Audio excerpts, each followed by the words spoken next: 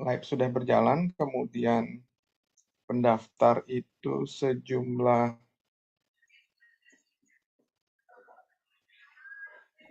637, kemudian yang di ruang Zoom Indonesia ada 187 dan mungkin akan meningkat nanti. Kemudian absensi sudah dibagi di kolom chat. Nanti mohon Mbak Desi nanti follow up di absensi. Mungkin bisa tetap di-share kepada teman-teman yang baru bergabung. Lalu kemudian di Zoom panelis, di Zoom Vietnam sudah berlangsung dari sejak pukul 17.45 tadi untuk rapat Bapak Ketum. Lalu rapat sudah kami save untuk nanti kita pakai bahan rapat untuk persiapan Indonesia sebagai host 16 CPD Asia bulan Juni ini. Begitu.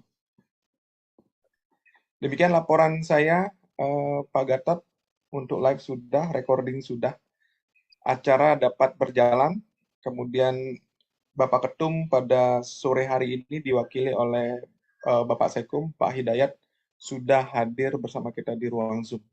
Demikian laporan saya, Pak Gatot. Terima kasih banyak, Deputu. Mohon izin, saya sedang dalam perjalanan pakai public transport, jadi kami serahkan ke Mbak Desi untuk memimpin acara. Terima kasih sebelumnya, Mbak Desi. Sami-sami Pak Gatot, atas di jalan. Baik, boleh kita akan mulai tepat jam 18.15 kah? 18.15. Oke.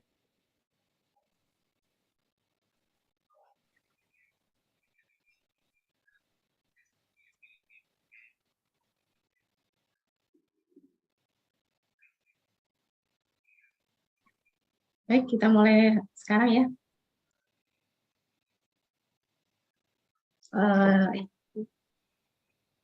Izin memulai Pak Sekum, Pak Gatot, Bu Ibu. Baik, Assalamualaikum warahmatullahi wabarakatuh. Good afternoon, selamat sore, salam sejahtera untuk kita semua. Shalom, namo buddhaya, salam kebajikan, Om Swastiastu. Yang terhormat, Ketua Umum Pengurus Pusat PARI, Bapak Dr. Haji Sugianto SPDM APP SCMRI. Yang kami hormati Sekretaris Umum Pusat PARI, Bapak Hidayat Agus Sabarudin SST. Yang kami hormati Ketua Bidang Hubungan Luar Negeri dan Kerjasama Luar Negeri PARI Pusat, Bapak Gatot SST. Yang kami hormati seluruh jajaran pengurus PARI Pusat dan jajaran Kapengda seluruh Indonesia atau yang mewakili, serta Bapak Ibu peserta webinar Asia ke-15 yang berbahagia. Alhamdulillah, puji syukur kita panjatkan kehadirat Allah Subhanahu wa Ta'ala, karena berkat rahmat-Nya lah kita masih bisa berkumpul sore hari ini untuk bersama-sama menimba ilmu dan belajar bersama mengikuti acara webinar sore ini. Semoga kita semua sehat selalu dimanapun kita berada. Perkenalkan, nama saya Ratna Desi yang akan memandu acara lokal konten yaitu Sistem Relay CPD Asia pada sore hari ini. Bapak Ibu semua, kami informasikan bahwa acara CPD Asia ini merupakan acara rutin setiap bulan yang digelar berdasarkan hasil kerjasama antara 9 asosiasi CPD Asia, yaitu yang pertama, Indonesia Society of Radiographer, PARI, yang kedua, Macau Radiological Technologist Association, MRTA, yang ketiga, Myanmar Society of Medical Radiation Technologists, MSMRT, 4, Philippine Association of Radiological Technologists, PART, 5, Vietnam Association of Radiological Technologists, VART, 6, Cambodian Association Radiological of Technology, CRRT, 7, Hong Kong Radiographer Association, HKRA, 8, Taiwan Association of Medical Radiation Technologies, TAMRT, yang ke-9, Singapore Society of Radiographer, SSR. This afternoon, hosted by Vietnam Association of Radiological Technologies, VART. They have invited two outstanding speakers. The first one is Mr. Huang, MR Clinical Application Specialist of GE Vietnam. He will be talking about cardiac MRI update this newest protocol. The second speaker is San Huang, MD, Specialist of Imaging Cardiac Medical Center. He will be talking about emerging technique in cardiac MRI. Berikut saya bacakan susunan acara untuk sore hari ini. Yang pertama, pembukaan peserta Indonesia, kemudian pretest, menyanyikan lagu Indonesia Raya dan Mas Pari. Kemudian sambutan Ketua Umum Pari Pusat sekaligus membuka acara. Yang selanjutnya adalah acara relay sistem CPD Asia dengan host Vietnam. Lalu post-test dan penutup. Bapak Ibu hadirin yang berbahagia, agenda selanjutnya adalah menyanyikan lagu Indonesia Raya dan Mas Pari. Para hadirin dimohon mengambil sikap tegak dan diharapkan agar Bapak Ibu sekalian menempatkan tangan kanan menyilang di dada sebelah kiri yang akan diselesaikan saat Indonesia Raya berakhir. Kepada tim IT, kita akan mulai untuk mendengarkan lagu Indonesia Raya.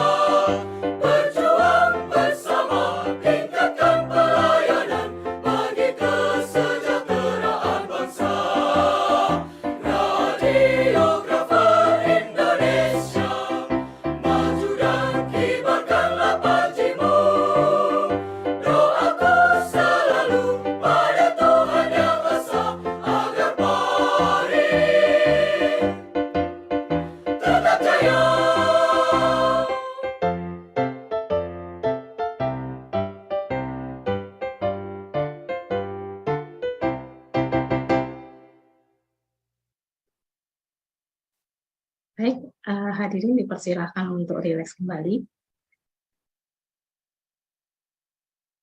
Acara selanjutnya adalah sambutan dari Bapak Ketua Umum Pengurus Pusat PARI, yaitu Bapak Dr. Haji Sugianto, SPD MA. Yes, certificate. He make a certificate only. You know, I don't know how to do that. So.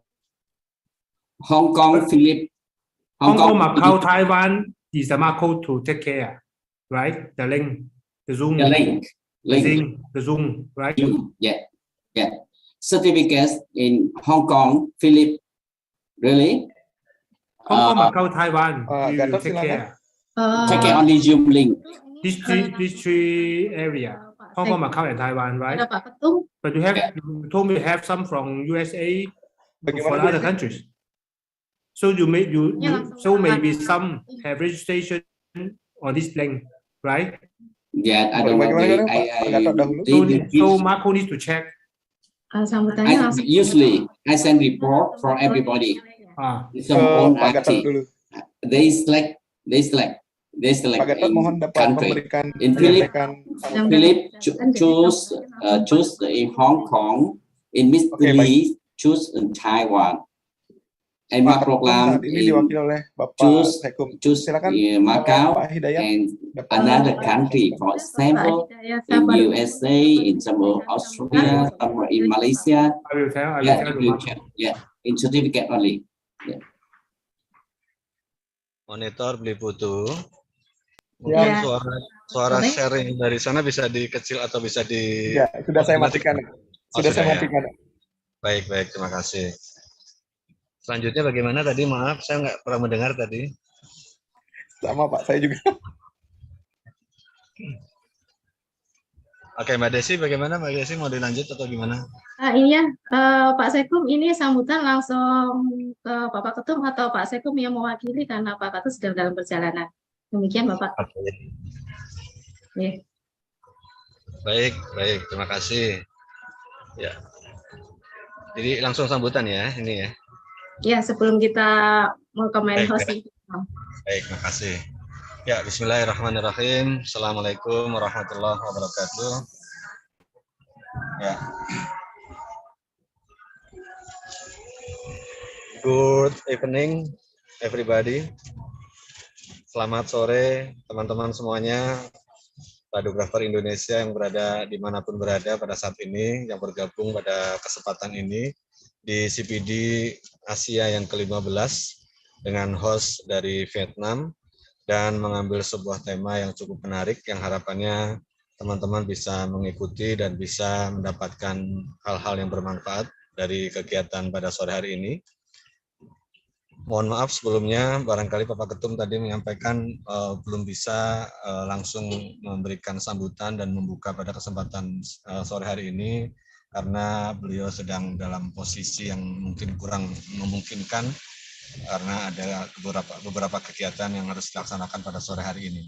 Demikian pula kami saat ini juga dalam perjalanan dan mohon maaf juga jika dalam penyambutan atau kata pembuka nanti ada beberapa hal yang tidak berkenan. Untuk selanjutnya, sebagai kata sambutan pada kesempatan sore hari ini, kami mengharapkan teman-teman semuanya atau rekan-rekan sejawat yang ada dimanapun berada, kesempatan CPD Asia ini bisa kita manfaatkan bersama untuk bersama-sama kita mencari ilmu dari negara atau dari rekan-rekan sejawat negara lain, ya, terutama yang ada di Asia, yaitu tadi sudah disampaikan keanggotaan daripada CPD Asia ini terdiri dari berbagai negara yang ada di Asia plus negara-negara lain yang berada di sekitarnya. Salah satunya Hong Kong ya. Dan pada kesempatan ke depan bulan Juni Indonesia akan kembali menjadi tuan rumah atau menjadi host kembali. Nah, ini juga silakan teman-teman semuanya barangkali bisa menyampaikan kepada rekan-rekan yang lain yang belum berkesempatan untuk dapat hadir atau dapat ikut serta pada kesempatan ini, bisa nanti disampaikan untuk materi untuk yang di Indonesia sampai saat ini belum kita putuskan untuk mengambil tema apa, akan tetapi tentunya kami akan mengambil sebuah tema yang akan sangat menarik dan bisa menjadi salah satu wahana untuk pengetahuan baru, penguasaan teknologi baru, serta adanya informasi-informasi update terkait dengan radiografi atau radiologi pada umumnya. Demikian mungkin dari kami mewakili Bapak Ketum. Mudah-mudahan kita semua pada kesempatan hari ini senantiasa diberikan kesehatan, keselamatan, serta senantiasa semangat untuk mencari ilmu yang tiada akhir. Dari saya mohon maaf jika ada kekurangannya. Terima kasih kepada segenap panitia yang sudah mempersiapkan segala sesuatunya. Tim dari Pari Pusat yang dikomandani oleh Bapak Gatot, Pak Putu Adi, Ibu Desi, dan Ibu Irma, serta teman-teman lainnya yang tergabung dalam bidang kerjasama luar negeri dan hubungan luar negeri. Demikian, terima kasih sekali lagi kepada semuanya. Billahi taufiq wal hidayah. Assalamualaikum warahmatullahi wabarakatuh. Baik, terima kasih Bapak Hidayat untuk sambutannya. Hati-hati di jalan. Bapak Ibu semua, sebentar lagi kita akan bergabung dengan main host kita di Vietnam. Perlu kami sampaikan, jika ada pertanyaan yang terkait dengan materi, Bapak Ibu bisa menayangkannya di kolom chat ruang Zoom ini. Nanti kita akan sampaikan ke Menlu. Diharapkan sekali lagi untuk Bapak Ibu peserta dapat mengisi pretest yang sudah dibagikan, dan nanti setelah selesai relay CPD untuk materi, mengisi post-test yang nanti akan dibagikan di kolom chat ruang Zoom ini. Dan itu adalah merupakan salah satu persyaratan untuk mendapatkan sertifikat ber-SKP baru. Terima kasih Bu Desi, terima kasih Pak Sekung. Kita akan relay langsung, Bu Desi. Ya, silakan beli foto. Terima kasih Bu Desi. Teman-teman silakan selamat menyaksikan, dan jika ada pertanyaan silakan menyampaikan di kolom chat, dan kolom chat akan saya buka untuk everyone.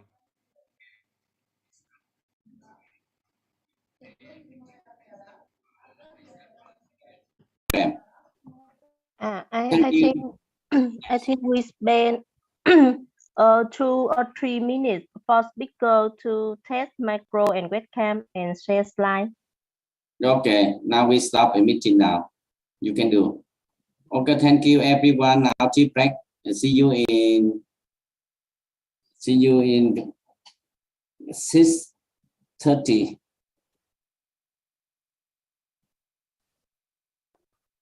See you in 6:30 Vietnam time. Okay. Thank you, all president. Dạ, anh Lộc ơi, bây giờ là 6 giờ rưỡi rồi anh, chắc là mình cũng tranh thủ để cho các speaker test anh. Cứ tiếp đi, ok.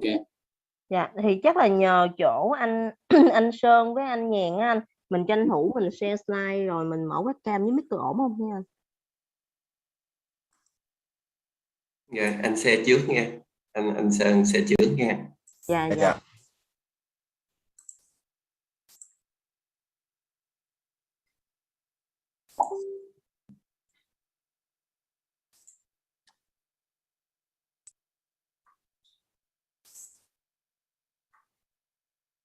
Em thấy chưa? Dạ, em thấy rõ rồi anh. Dạ, anh stop share nghe. Dạ, có gì em hỗ trợ anh stop share cũng được anh. Ở đây anh stop share.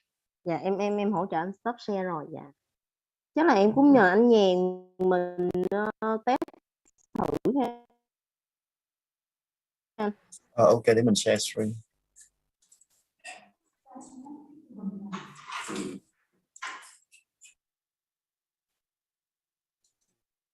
Anh thấy cái slide của anh không? Em thấy cái slide của anh có cái phần note anh. Dạ. Em nhờ anh là chuyển thành cái slide. Ok. Dạ.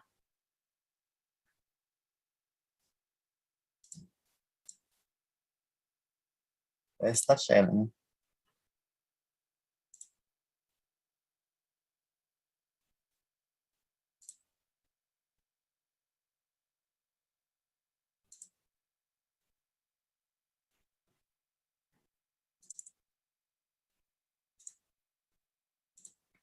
Ok chị em. Dạ rồi anh. Anh next một vài slide thử xem.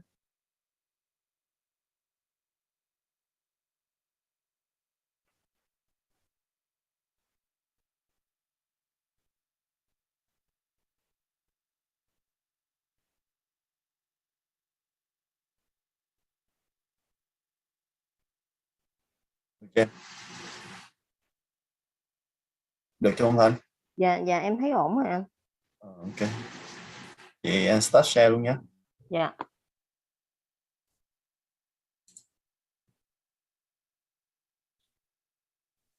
Dạ anh Lộc ơi, chắc là ổn rồi, chắc là mình bắt đầu luôn ha anh. Để em mở phòng Zoom luôn.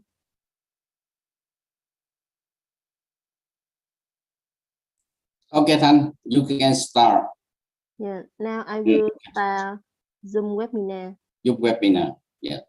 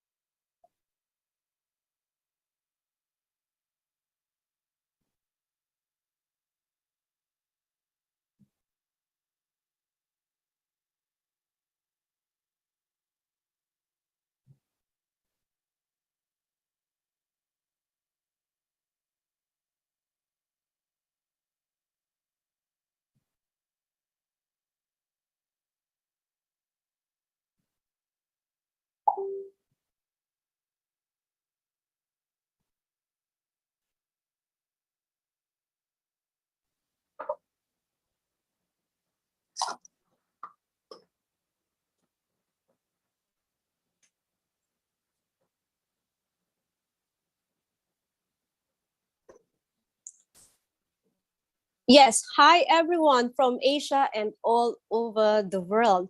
This is the 15th CPD Asia online continuing professional development platform for Asian radiologic technologists societies. Hosting this 15th CPD Asia is the Vietnam Association of Radiologic Technologists, VART, and I am Peachy Luna, your program host. We are again grateful to our sponsor, VT Healthcare Vietnam, in helping us organize the online CPD Asia. And we are live streaming on YouTube. Please search VART channel and channels, so you can may join us live and watch a replay using the YouTube channels. Now, to formally start the program, please welcome the President of the Vietnam Association of Radiological Technologists, VART, President Thai Van Loc, for his opening speech and welcome remarks. Good evening, everyone. Good evening, all colleagues. Dear old friend, new technology in radiology is developing very fast. We will continue with in Asia CPD. We hope we continue sharing your experience to everyone of Asia country. Congratulations to nine country. We work hard and success. Now we only welcome on another country. Friend, please join us. Today, we start 15 Asia CPD.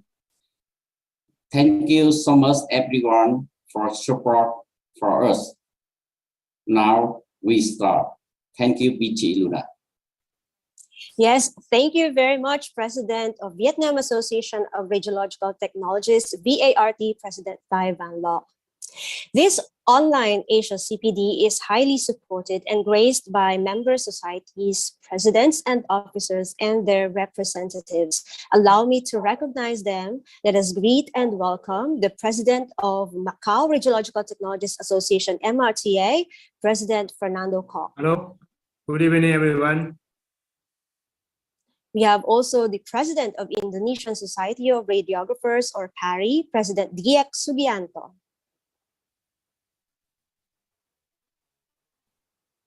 We have also President of Hong Kong Radiographers Association, HKRA, President Wan Shin Buon Nelson. Hi, everyone. Good evening. Yes, good evening. We have also President of Taiwan Association of Medical Radiation Technologists, TAMRT, President Chun Yuan Tu. Hello, everyone. Good evening. Thank you. Also, we have tonight the Singapore Society of Radiographers, SSR President, President Denise Chiu.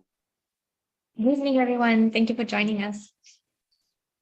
And joining us again is Yin Yin Tan of the Myanmar Society of Medical Radiation Technologists.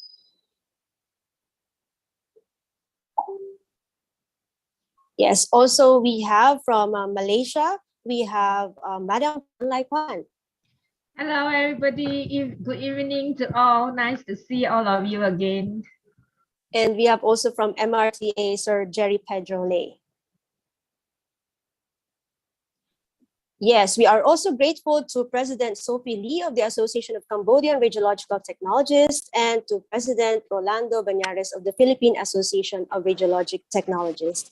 Thank you very much, dear presidents and officers. Later, they'll be joining us again in the Q&A session as our panelists. May I respectfully request everyone to please open your camera for a simple photo ops.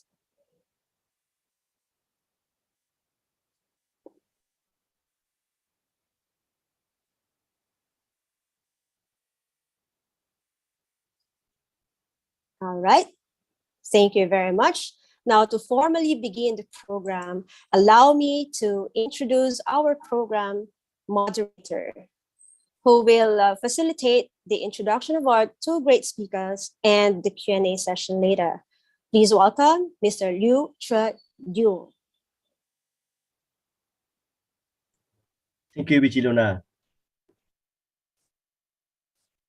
Good evening, presidents, panelists, and participants. My name is Liu Che-Yu, and today I'm very honored to welcome all of you to the 15th Continuous Professional Development held by Vietnam. At this conference, I would like to introduce two Vietnamese speakers. We will present the impression topics cardiac MRI, with many experience and newest updates of the techniques and also the clinical. We hope that their presentation will provide more knowledge and interesting insight about cardiac MRI. Hereby, we look forward to receive many question and discussion from all of you in the Q&A session.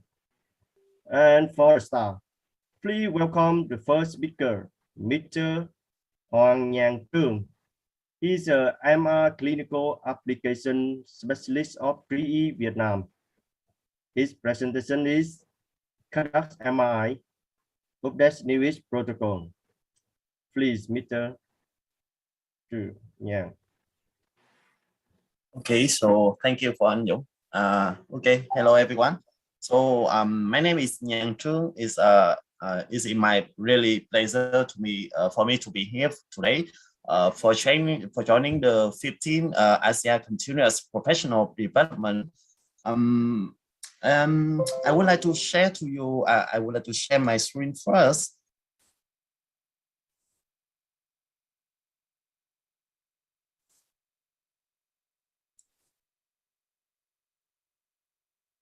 So I would like to share to you some update about the CMR technique and what the technology, what technology is developed and provide to have our CMR examination become more and more simple and productive, and to, it also have to acquire the consistently superior image quality to ensure the patient comfort, and to gain the clinical diagnostic confidence as well. Let's have a look on the latest SCMR and AHA frontline testing guidelines for the chest band. You can see that the application for our CMR. I can sorry, I need to change to the laser point. So for the new guideline, for the update guideline, the CMR is comparable to other modality like PET or stress echography with the classification, the number 1 or 2A is mean that the CMR right now is becoming more and more comparable to other image modality. Like there are some publication to show that there are some multi-center trial that to validate the change to prove that the CMR is non-inferior to invasive cath.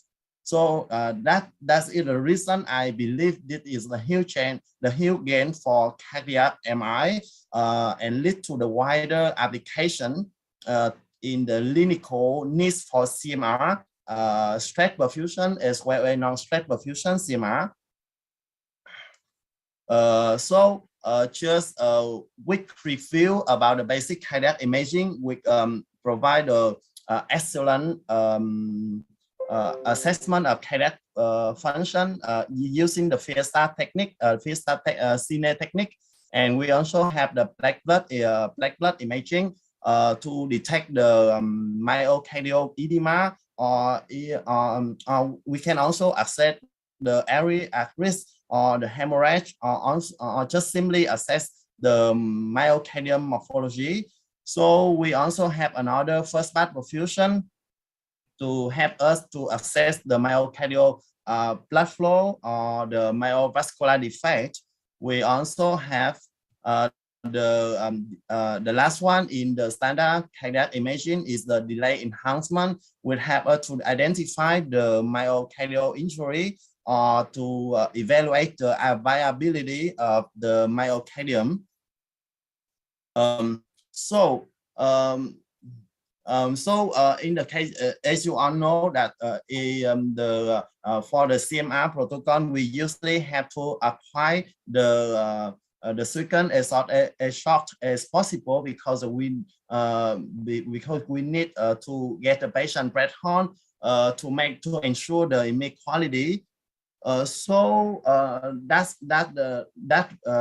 reason why sometimes we have to we must receive the imaging with low SNR or low visual resolution or lack of the SNR. So the question is that how can the GE have to overcome the challenges to get the right image quality? So my first answer is the ARICOM-DL. So this is a big feature that GEs are so proud of and has been released recently. In the past, as you all know, that noise in the images is usually due to when we acquire the too high spatial resolution image, or to short up the scanning time during MR signal acquisition. So the current solution at this moment now is to reduce the spatial resolution, or increase the signal to noise ratio by increase the signal average. It means that we need, and this adjustment may lead to the how can I say, may lead to the impact on the productivity. I mean that you have to scan less patient per day. So with ARICOM-DL, we can create imaging with less noise through deep learning reconstruction. So at this moment, people just keep talking about the AI, artificial intelligence. So this new feature is based on that. This has to reduce the need to do the balance between the resolution and scanning time.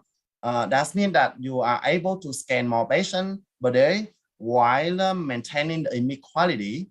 So luckily, at this moment, ARICOM-DL is available to honor 2D sequences and offer us the opportunity to reduce the noise, reduce the ringing artifact, and increase the image sharpness. So for the where ARICOM-DL play into the CMR protocol, so the sharpness to see the smaller structure, the thinner slide to see more tissue, free breathing for patient comfort, and improve the contrast to noise ratio, and so on. Luckily, ARICOM-DL are now integrated with one of the mostly with almost standard CMR protocols sequences, like from function, morphology, perfusion to myocardial delay enhancement. And I will show you in the separate example below. As I mentioned, ARICOM-DL is pioneering deep learning based reconstruction algorithm that improve the SNR and also improve the image sharpness. So sometimes it's not sometimes it also enables shorter scanning time. So in overall, it improved the image quality at the foundation level by impaction on the raw data. We can have a look on the MDE example. ARICOM-DL, you can see the conventional MDE imaging. You can see it's quite noisy, but with ARICOM-DL, we can gain a better outcome with noise reduction, and also the image is more sharper and clearer on the right side here. Another example, to prove the break outcome of ARICOM-DL, we provide the same spatial resolution on the single shot MDE compared to the conventional MDE imaging. As you all know, normally the 2D MDE, we need the patient to break their hole to ensure the image quality. So in the case the patient cannot hold their breath, the alternative solution for patient with this condition is using the single shot MDE with a free breathing. However, with the single shot technique, the image may lead to the blurry, and also sometimes it lack of the SNR. But in this case, you can see the difference. You can see the ARICOM-DL also have a lot to maintain the image quality compared to the conventional MDE protocol.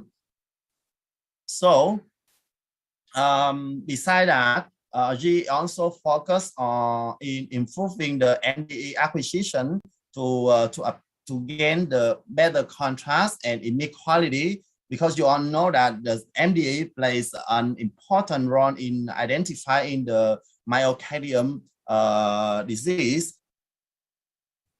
So this is MDA portfolio from GE protocol. We have the 2D MDA conventional one with the gold standard for MDA.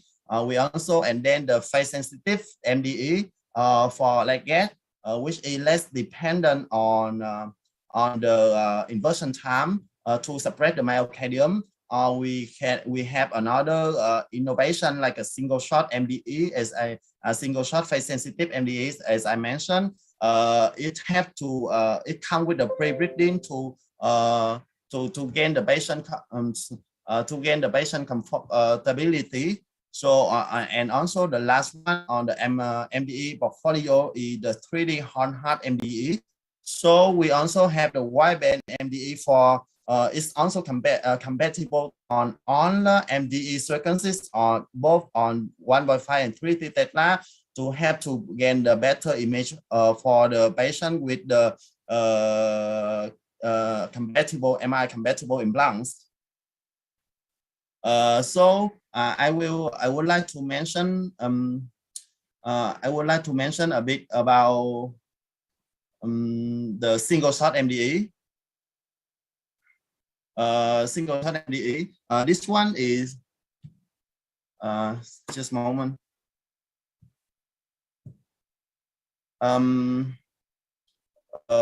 With many, because as you this one we have a lot of benefit on this single shot MDE. We can have scanning the horn heart MDE imaging in only one scan. We can acquire the acquisition with the shortened breath horn, or even with the free breathing available now. We can reduce the motion correction, and it's also very beneficial to the patient with a high arrhythmia. So we can have a look on the example for the MDE conventional MDE with the patient poor breath holding. We can see a lot of motion artifact on the images, but in this case we can try to another solution. The solution for this patient condition is using the single shot MDE. You can see it's overcome the challenging of motion artifact, and also it shows clearly the hyper enhancement on this area. Another MDE technique I would like to introduce to you is dark blood phase sensitive MDE by applying the proper inversion time to separate the blood pole signal. You all know that the contrast between the normal myocardium and the plus is very important to delineate the myocardium wall. So normally, as you all know, that normally the blood pool in MDE circuit has the high signal, but with this technique, the blood node may be darker than the myocardium. So it providing better contrast between the blood pool and even the myocardium infarction and also the normal myocardium. So basically, the technique also help avoid the waiting time for the washing out phase, because sometimes we need to wait for the signal of blood pool decrease, and this time it happen in the washing out. So with this, the blood pool is darker, so the visualization of hyper enhancement is improved. You can see the example in this image. This one is with the single shot phase sensitive MDE, but the TI set for suppressing the remote myocardium. The blood pool is still bright. We cannot see clearly the enhancement, but compared to the single shot MDE with the dark blood, we can set up the TI for suppressing the blood pool. You can see better the hyper enhancement.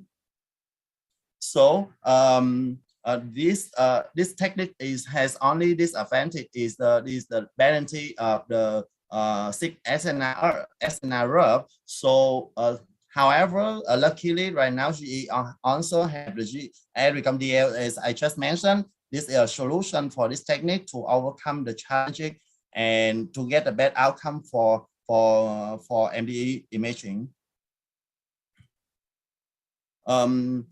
Another improvement of MDE portfolio is applying the wideband and adiabatic inversion on both 2D and 3D image.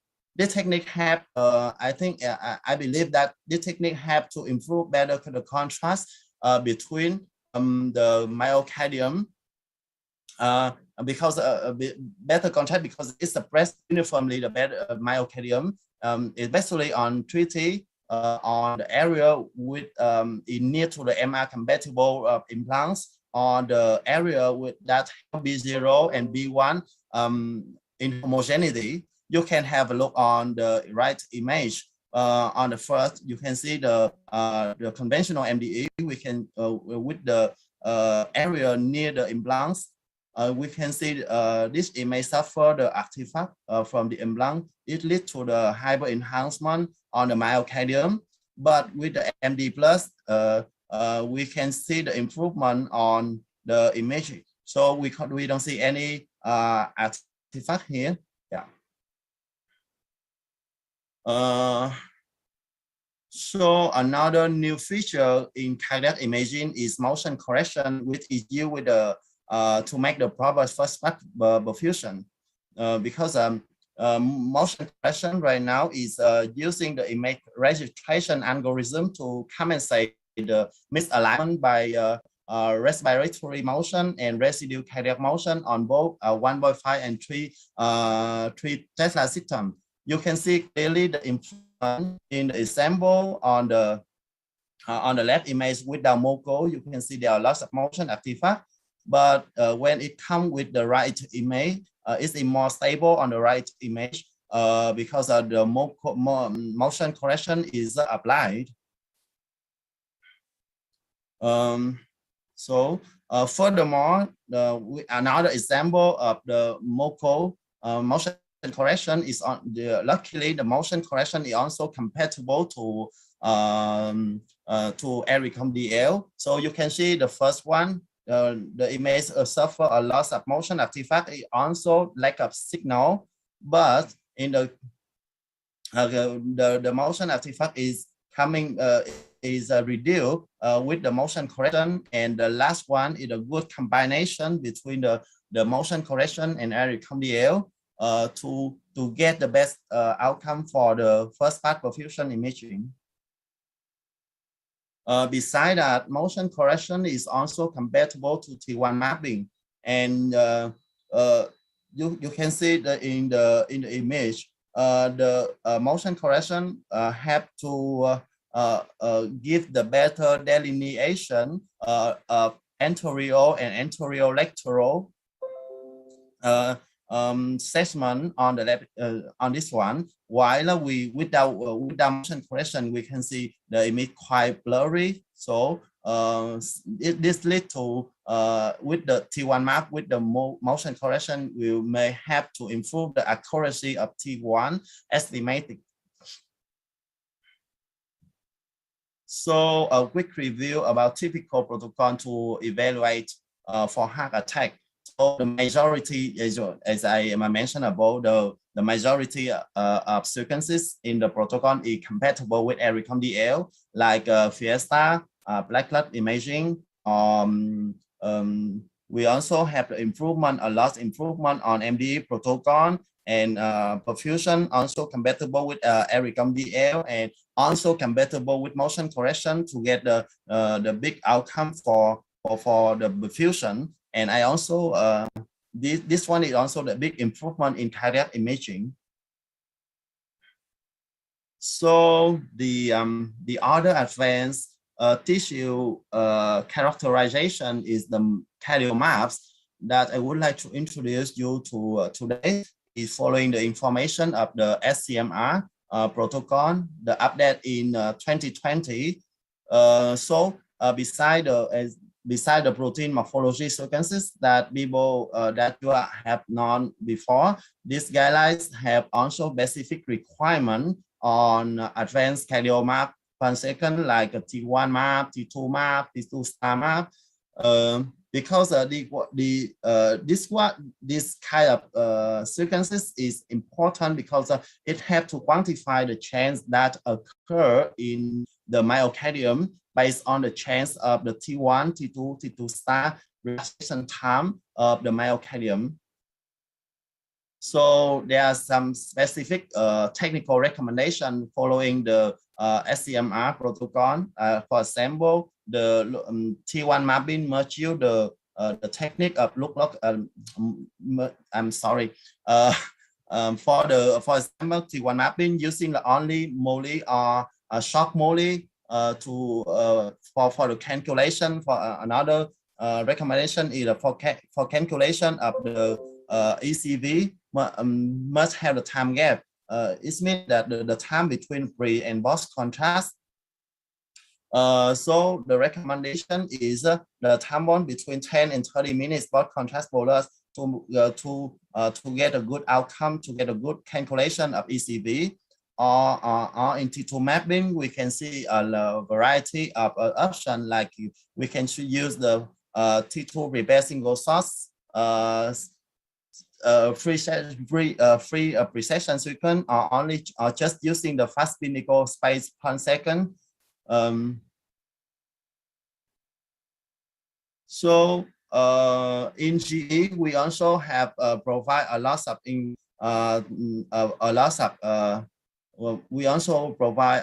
effort to satisfy the technical requirement from SCMR. The first one is T1 mapping with Molly technique, or we can say that the modified look-log curve inversion recovery. So this one is based on the inversion recovery pulse of the steady state radiant echo combined with the motion correction, as I just mentioned, to reduce the motion artifact from breathing. So you can look at on the pulse side, we can see there are two 180 inversion pulse here.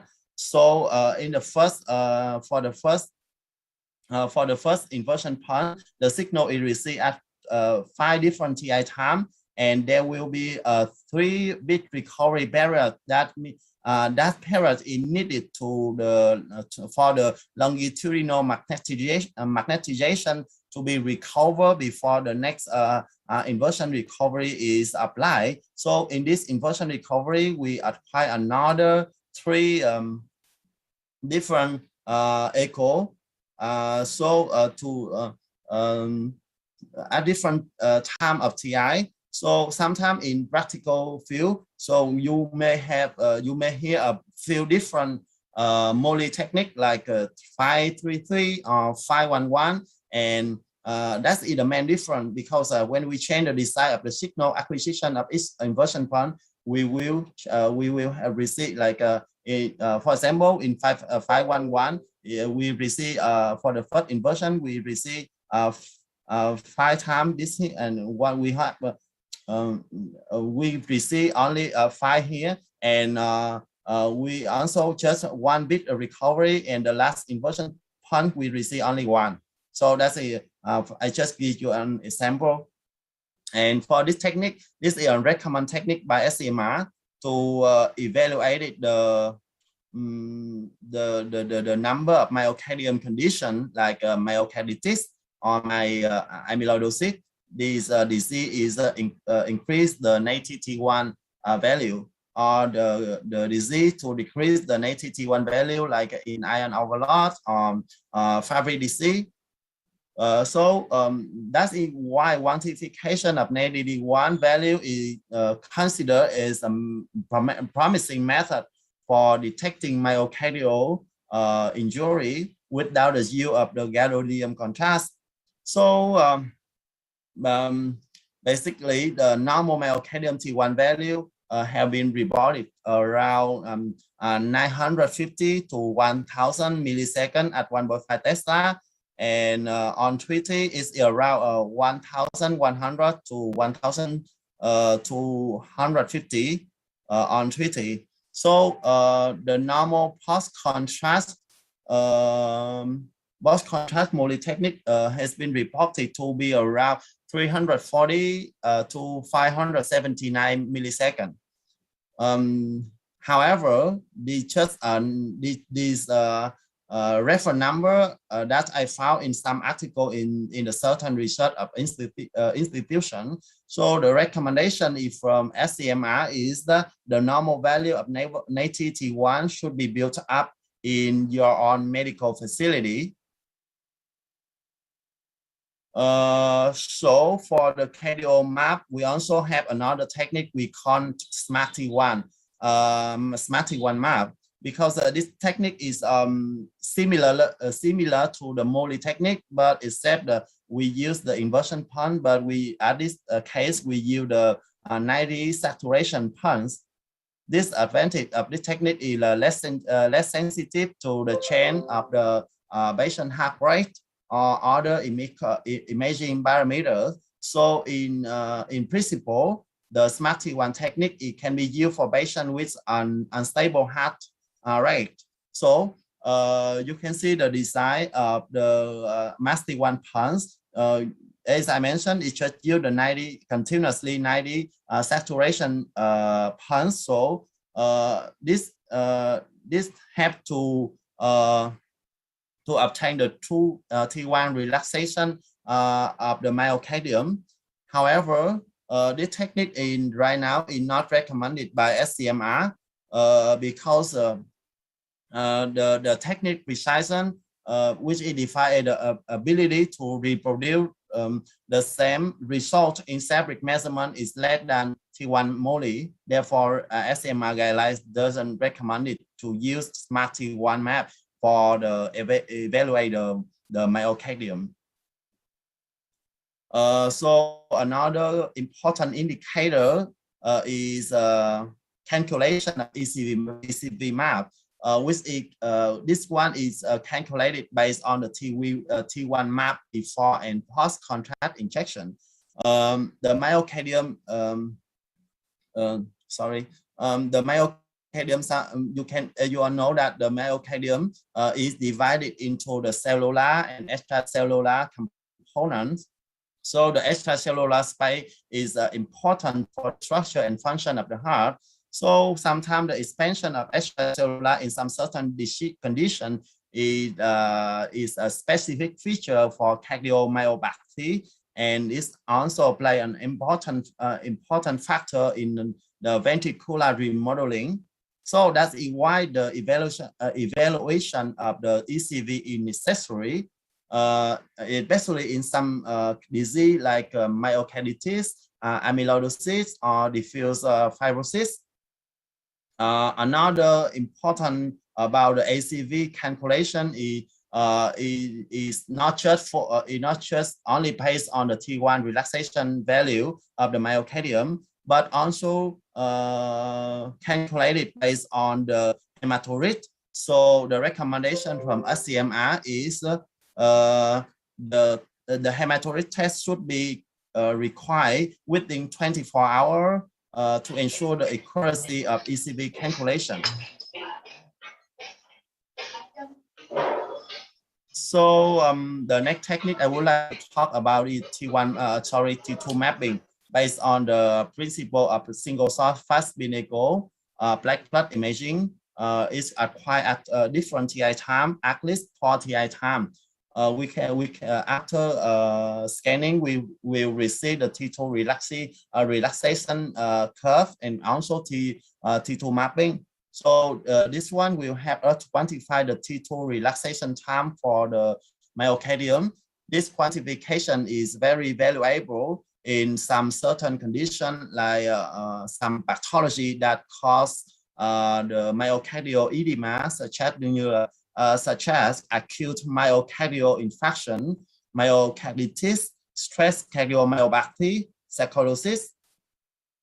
So the reason why the T2 relaxation is prolonged in the myocardium is due to the increase of the water content in the myocardium. So normal myocardial T2 value right now have been reported. The normal one have been reported to be on 1/5 to be around 52 milliseconds, and on 20 is around 45 milliseconds. On this example, you can see the mean T2 value of myocardium is 80 milliseconds. So we can see that the T2 map have to detect the edema in acute phase, while the T2 value of medium in this case 80 milliseconds is higher compared to the sign normal T2 value is below than 58 milliseconds. For T2 stars mapping based on the multi-echo radiant echo technique. So we acquired the different TE at least 8 echo. So due to the principle of the radiant echo sequences, it will be very sensitive to the change of the local magnetic field compared to the spin echo, because as you all know that for the radiant echo, we don't use any pre-focus punch to reface the spin. That's why this is sensitive to the local change of the local magnetic field. So basically in this case, when we have the a loss of ion deposition in the myocardium, so we can see that in this patient with sickle cell disease patient, we can see the signal growth in the myocardium. So for your information, that the cardiac failure due to the ion overload remain the most common cause of death in patients in the developed country. So therefore, if we have the alternative and reliable method like T2 map, we can detect and evaluate early the extent of cardiac ion deposition and before the cardiac failure. So based on that, we can control the mortality, the death rate among these disease. So for the normal range of T2 star map, it should be in the cardiac. It should be over for the normal range. It should be over than 20 milliseconds. So we can classify the ion overload based on the T2 star value. For example, like if the T2 star value is less than 10 milliseconds, we can consider it's the server the T2 value is from 10 to 15 milliseconds. We can consider it's a moderate ion overload, and if it's over than 20 milliseconds, we can consider is a normal one. So this is a review of Mestroli and other on the Journal of Cardiovascular Magnetic Resonance in 2017 to show that how the relaxation time change in certain type disease. For example, the value of native T1 value and the T2 value increased significantly in the myocarditis. But it's just slightly increased for the value of ECV in the myocarditis. However, on the ion overload, you can see that the native T1 or T2 or T2 star value decrease dramatically, and you can also see the changes in other disease like amyloidosis or Fabry disease or diffuse fibrosis. So this is an example about the cardio maps on amyloidosis. As I mentioned about the normal value of relaxation map should be built up and validated in their own medical facility. So in this example, the size normal value of T1 value is around 930 milliseconds, while the EC value is considered below than 28% is normal. While in this patient, the native T1 is increased to 1,171, while the ECV value reached to 84%. Similarly, on the same patient, the value of T2 map of myocardium on this patient is around 67.8. Compared to the sign normal range is below than 58 milliseconds. So therefore, based on that, we can see that the marked elevation in value of native T1, ECV, T2 are the very specific image feature on this kind of disease. So another case study with a male 27 years old.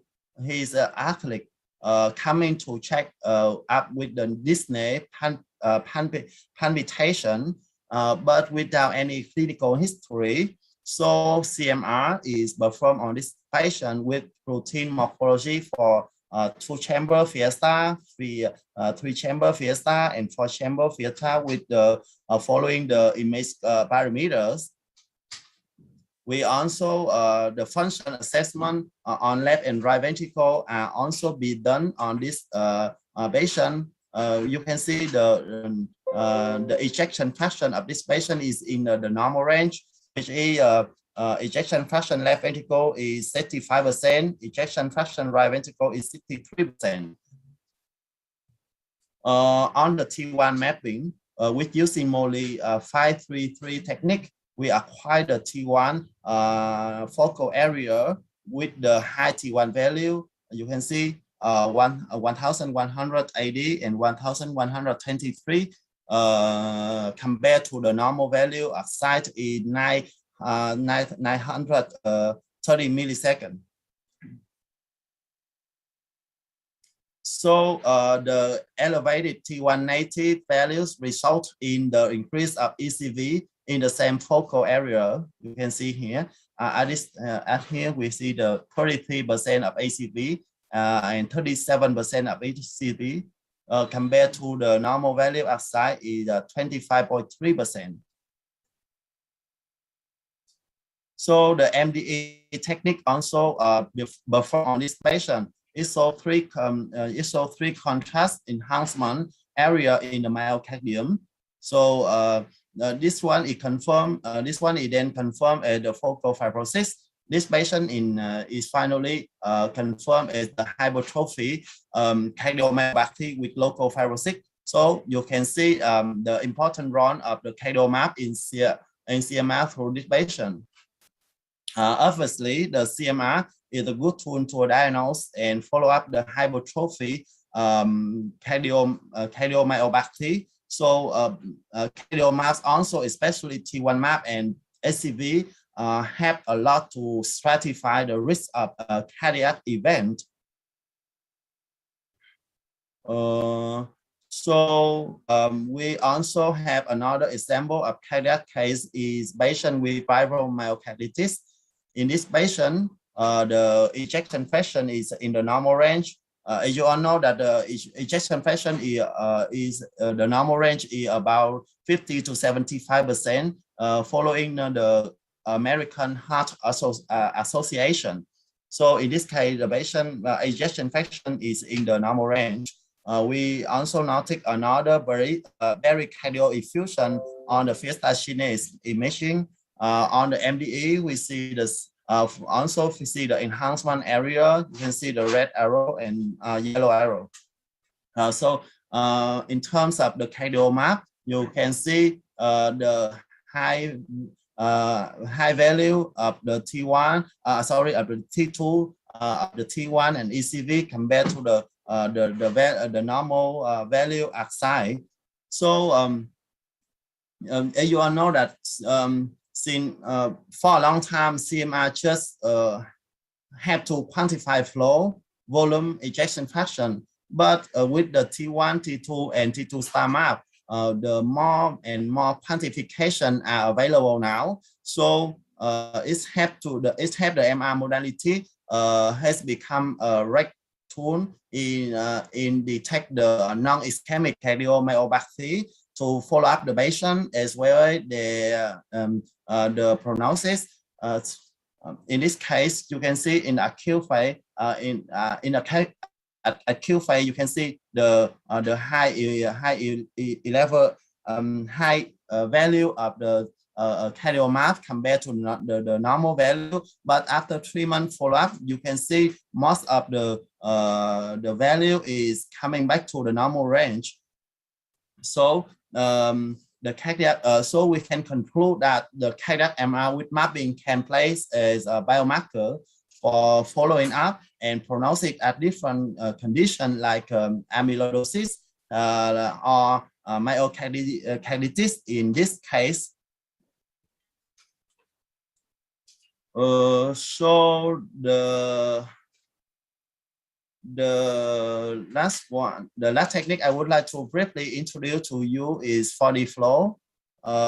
This is much improved per second compared to the traditional 2D flow, because at this moment 4D flow is quite commonly used to evaluate the flow in the congenital heart disease or evaluation of shunt, or it's used in the valvular disease, or sometimes for the evaluation of rectal vessel like aortic disease.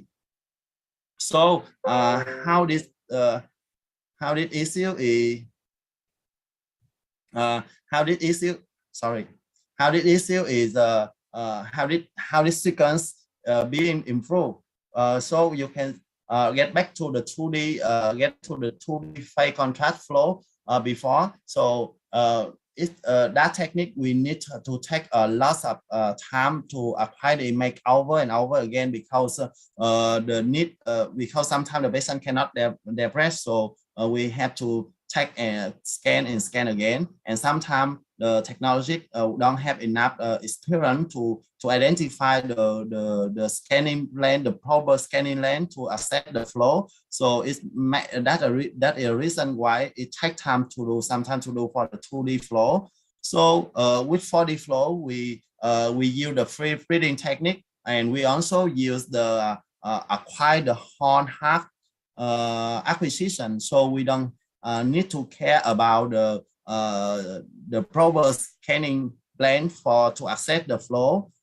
So beside that, because it is a free breathing technique, so it may have to improve the workflow. In addition, 4D flow also make the patient more comfortable because of free breathing technique, and allow us and sometimes it allow us to acquire the image of younger patients without any anesthesia. Because this technique is independent to breathing, so this technique sometimes it can be shorter, and it leads to the shortening the overall CMR protocol compared to the conventional one. So this is a example case for patient with a mitral bioprosthesis with the 4D flow technique. So the bioprosthesis has become stenotic as seen by the cardiac ecography. So 4D flow show accelerated flow. You can see the red vector, a lot of red vector here in the mitral valve. With a significant pressure gradient. Beside that, 4D flow also show the severe mitral regurgitation, but this one is not reported, reported by the cardiac ultrasound. So that's the end of my presentation today. Hopefully, I hope that it's helped to update to you in the latest technique of CMR nowadays, and may help you in your daily clinical practice. And thank you very much for your attention. Thank you to Mr. Yang for your sharing and updating newest techniques and protocol in cardiac MRI. We hope that the attendee and participant will get more knowledge from your sharing. And all of you can use Q&A box to make your question to speaker in the Q&A session. Thank you. And now we will move to the second speaker. Please welcome Dr. Frisian Yoon. He is a specialist of imaging cardiac Medical Center, Vietnam. His presentation is Emerging Techniques in Cardiac MRI. Please, Dr. Yoon.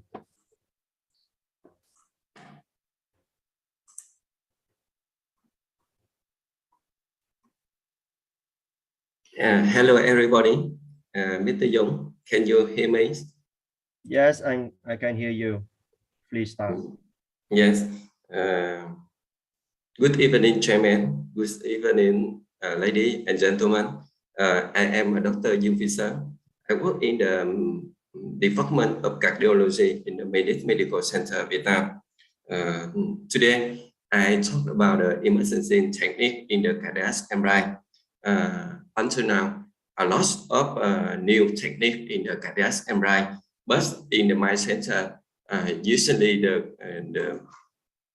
the scan the patient another hospital in the Ho Chi Minh City send my center to diagnostic, and my center has the cardiac CT and the cardiac MRI, and I see every day the doctor in the Ho Chi Minh City send my center if they want to diagnostic the ischemic heart disease or the coronary disease. They usually provide the coronary CT scan, and some the patient has the non-ischemic heart disease or non-ischemic myocardiopathy or the tumor or the congenital heart disease. They want measurement about the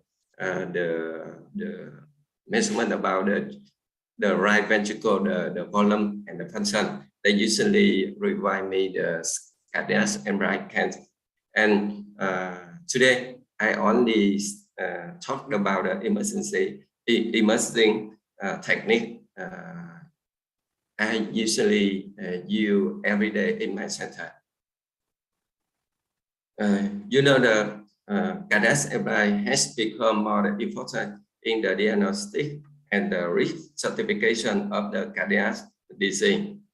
And cardiac MRI modality is the gold standard for the evaluating the myocardial mass, function, and the volume. Cardiac MRI is the unit's ability to provide the detailed tissue characterization. For example, myocardial edema, perfusion, or the fibrosis. And I think cardiac MRI will be the widespread application. Until now, we have the new techniques such as the T1 mapping, T2 mapping, extracellular volume ECV, or the T2 star mapping. And recent advance in the image recomposition technique have the potential further increase the clinical utility of the cardiac MRI. Artificial intelligence AI in the algorithm will automate segmentation of the volumetric and the function of cardiac chamber. And how is the T1 mapping? T1 mapping is the quantitative technique by the T1 relaxation time of the myocardial visual can be measured and mapped of the T1 value rating. And T1 mapping play in the important role in the patient with the diffuse or the subtle change in the myocardium, and that cannot be detected by the visual inspection of the ray care image. I think either native T1 either reconstruct T1 mapping, and the normal native T1 values measure with the Muli as the 1.5 Tesla, about 900 to the 1,100 milliseconds, and T1 approximation were reported about 14 to the 28 later with the G deadline. With if the increase the native T1, we usually see the edema in the infraction or the inflammation, and other interstitial phase injury. We usually in the fibrosis or the interfutation amyloidosis. And how is the low native T1? We usually see in the lipids or the iron overload. And this slide is all about the values of the normal T1, normal native T1 in normal and in green. We usually see in the hypertrophic cardiomyopathy, myocarditis or the amyloidosis, and we see the low native T1. We usually in the fatty metaplasia or the iron overload or the paridising. And we have the K example, the patient, the old man, 55-year-old in the Ho Chi Minh City. His family no heart disease and he no hypertension or no painting. He usually palpitation and angina. His ECG and echocardiography showed about left ventricle hypertrophy and ischemic heart disease. The doctor required the patient before the coronary CT to the suspected because they suspected the coronary disease. And when we scan coronary CT, we see the 3D, the three vessels of the coronary here, LAD, circumflex, right coronary artery, and the circumflex is normal.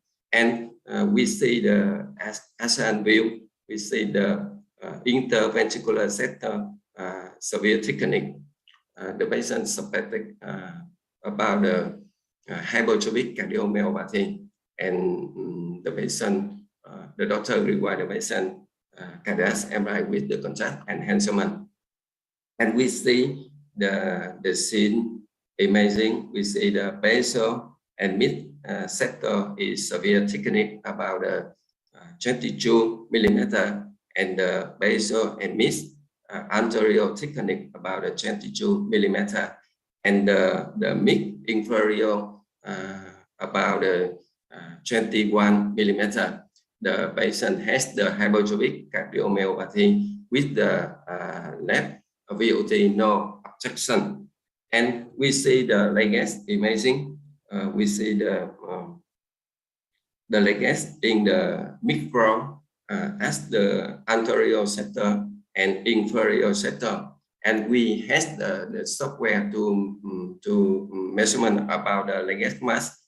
This patient has the 49 gram and the ratio of the leg mass and over the left ventricle mass about 27%.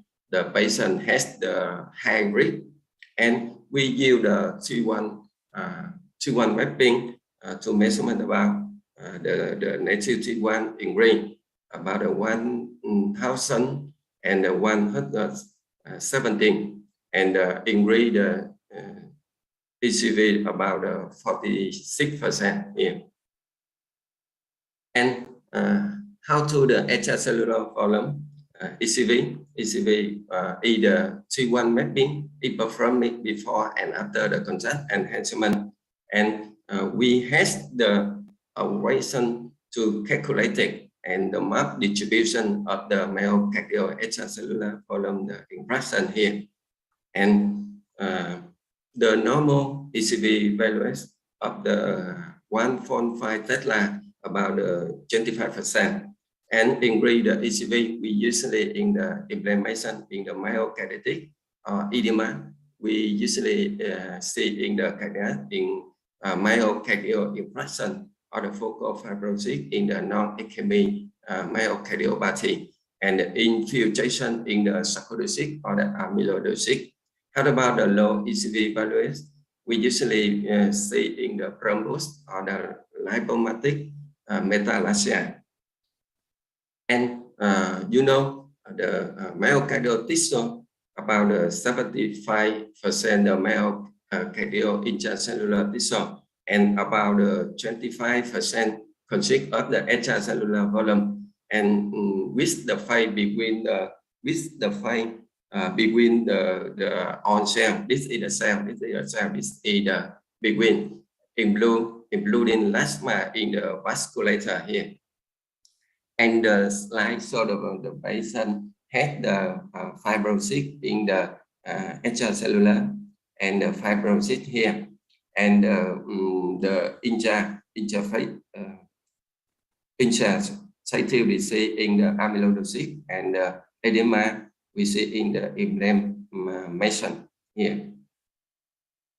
And the image showed about the normal extracellular, and we see the is increase the hypertrophic cardiomyopathy and increase the infraction or the amyloidosis. And the second case, for example, the patient has the hypertrophic cardiomyopathy, and when the ECG of the patient suspected ischemic heart disease, the patient, the doctor realized the patient cardiac MRI to diagnosis of the hypertrophic cardiomyopathy, and the exclude about the coronary disease. And we see the we see the basal mix and septal the severe thickening about the 17 millimeter. The patient had the hypertrophic cardiomyopathy without the left ventricle obstruction, and we see the rest perfusion, so the subendocardial hypoperfusion here as the apical inferior. This is the patient has the stenosis of the coronary, and we see the legacy two chamber and the short view, the subendocardial fibrosis here. We see that clearly, and in the apical inferior, this is the scale of the ischemic heart disease, not the myocardiomyopathy, non-ischemic cardiomyopathy. And the patient has the legacy mass 6 gram, and the radial legacy mass over the left ventricle mass 4%. The patient scan the coronary CT has the stenosis of the 50 stenosis of the middle right coronary, and the patient has the increased myocardial native T1 in the 1,108 millisecond, and the increased ECV about 29%. And we continue to talk about the T2 mapping. T2 mapping is the quantitative technique by the T2 relaxation of the time. Its myocardial cell can be measured, and a map of the T2 values criteria is very important to provide the presentation of the inflammation or the edema, then raise scale the T2 image.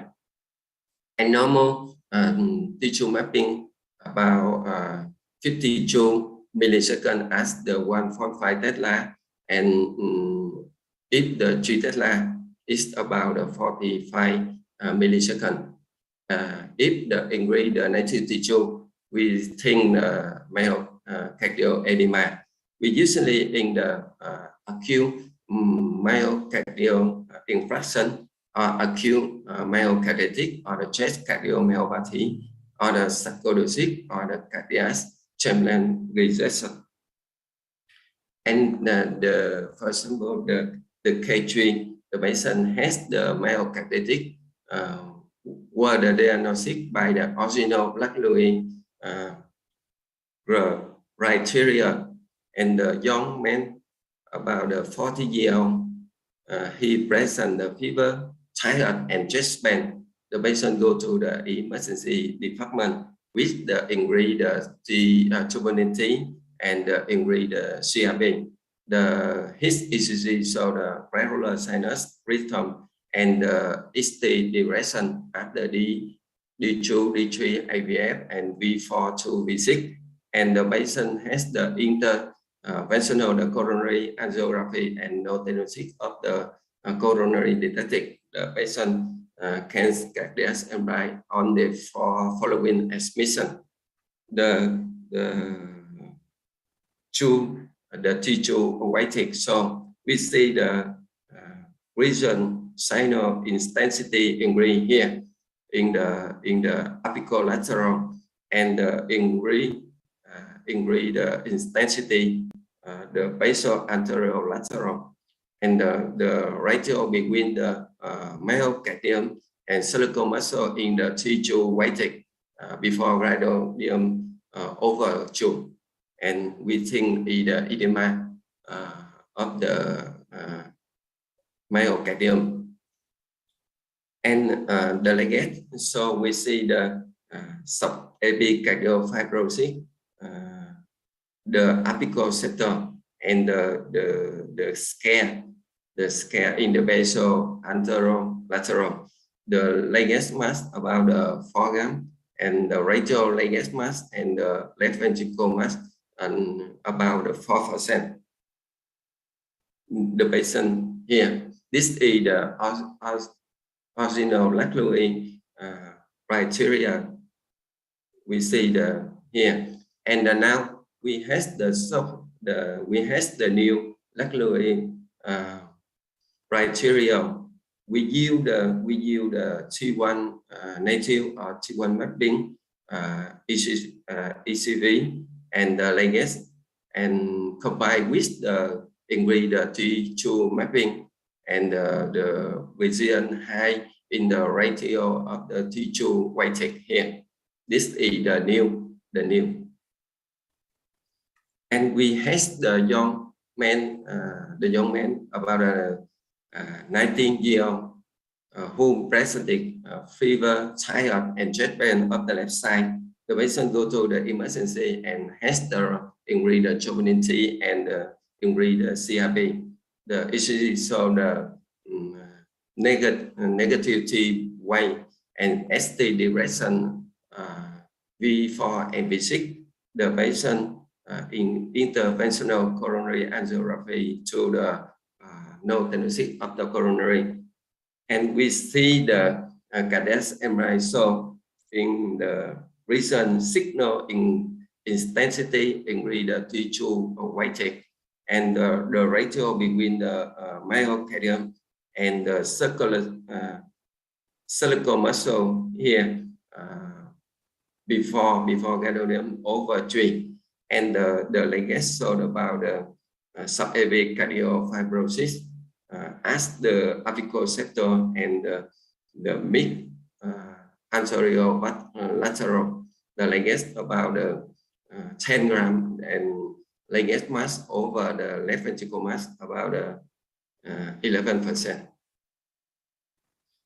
And the patient has the ingredient myocardial native T1 and the ingredient native T2 about 56 milliseconds, and ingredient ECV about 29%. And how about the T2 star mapping?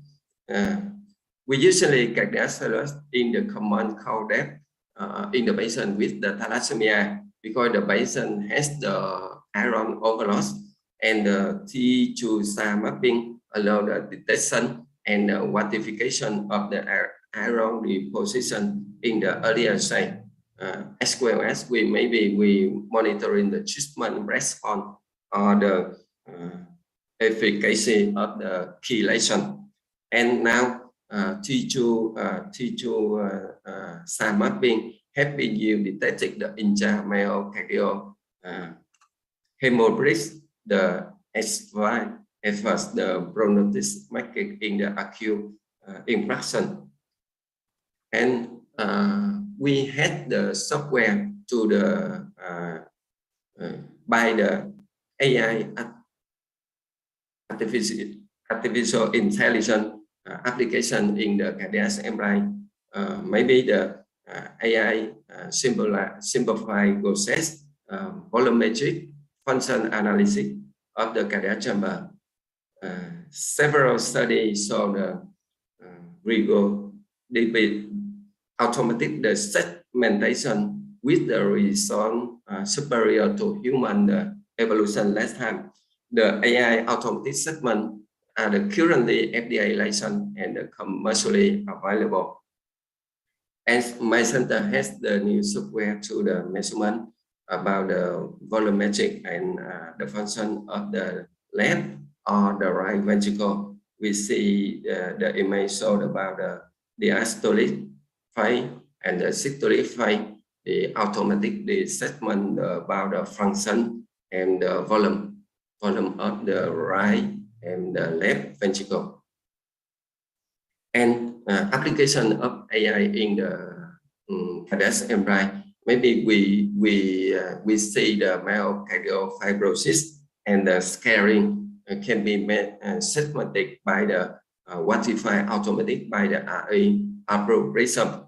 For example, here, and when we scan the cardiac MRI, we use the software, the new software to measurement about the scale here, automatic measurement. Then we see the length about 24 grams and the length over the left ventricle mass about 17%. And now I see the automatic deep learning algorithm has shown the ability to detect the myocardial scale by non-contact enhancement with the cine imaging. And now is the reason.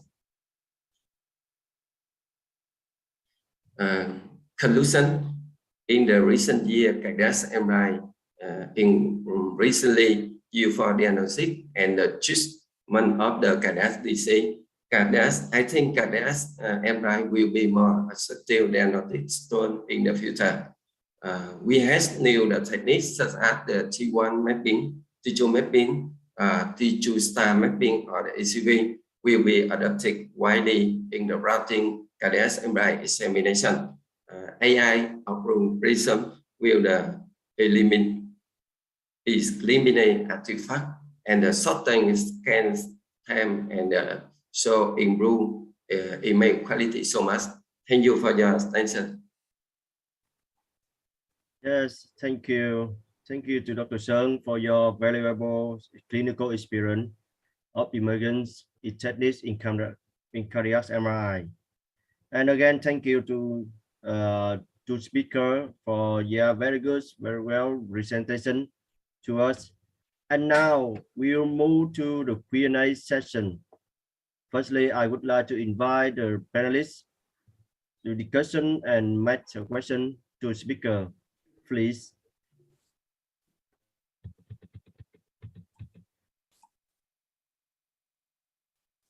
Yeah, please, panelists, to open and have question to speaker.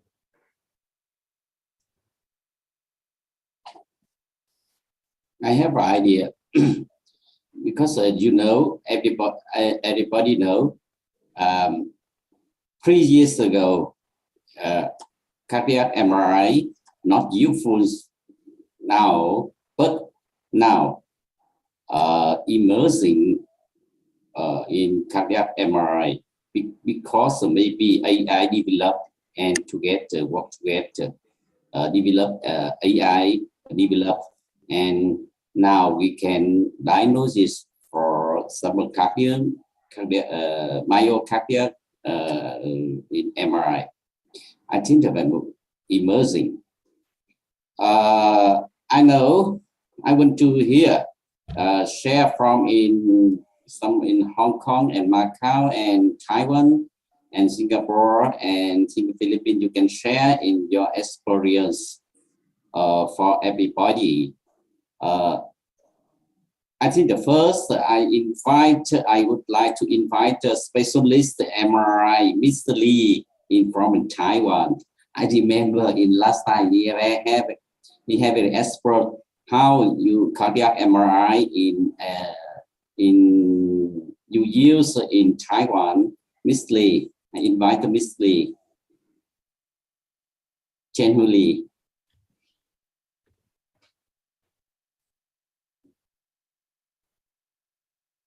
Obviously, he very specialist MRI.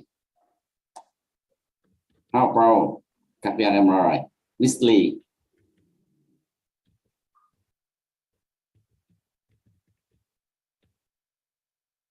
You mute your microphone. Unmute, please. Okay, just wait a moment. Okay, so you can hear me? Yes, I hear. Okay. Thank you. I think cardio MRI is very interesting issues for clinical use. But actually, in our hospital, that we don't have so many experience about this field. But I think it is very interesting. So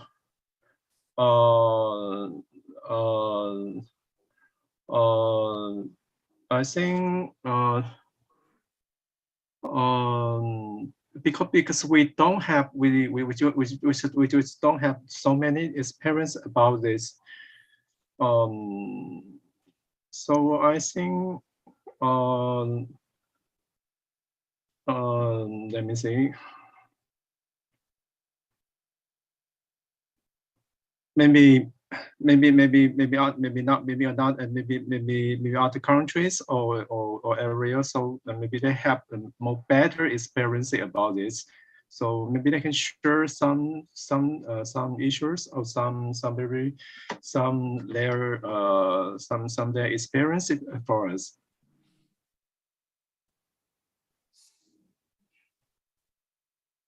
Yeah, thank you. Okay, how about in Singapore and Hong Kong? You know about the cardiac MRI in your country now. In Macau, you using DME, for example, DME. I can say something.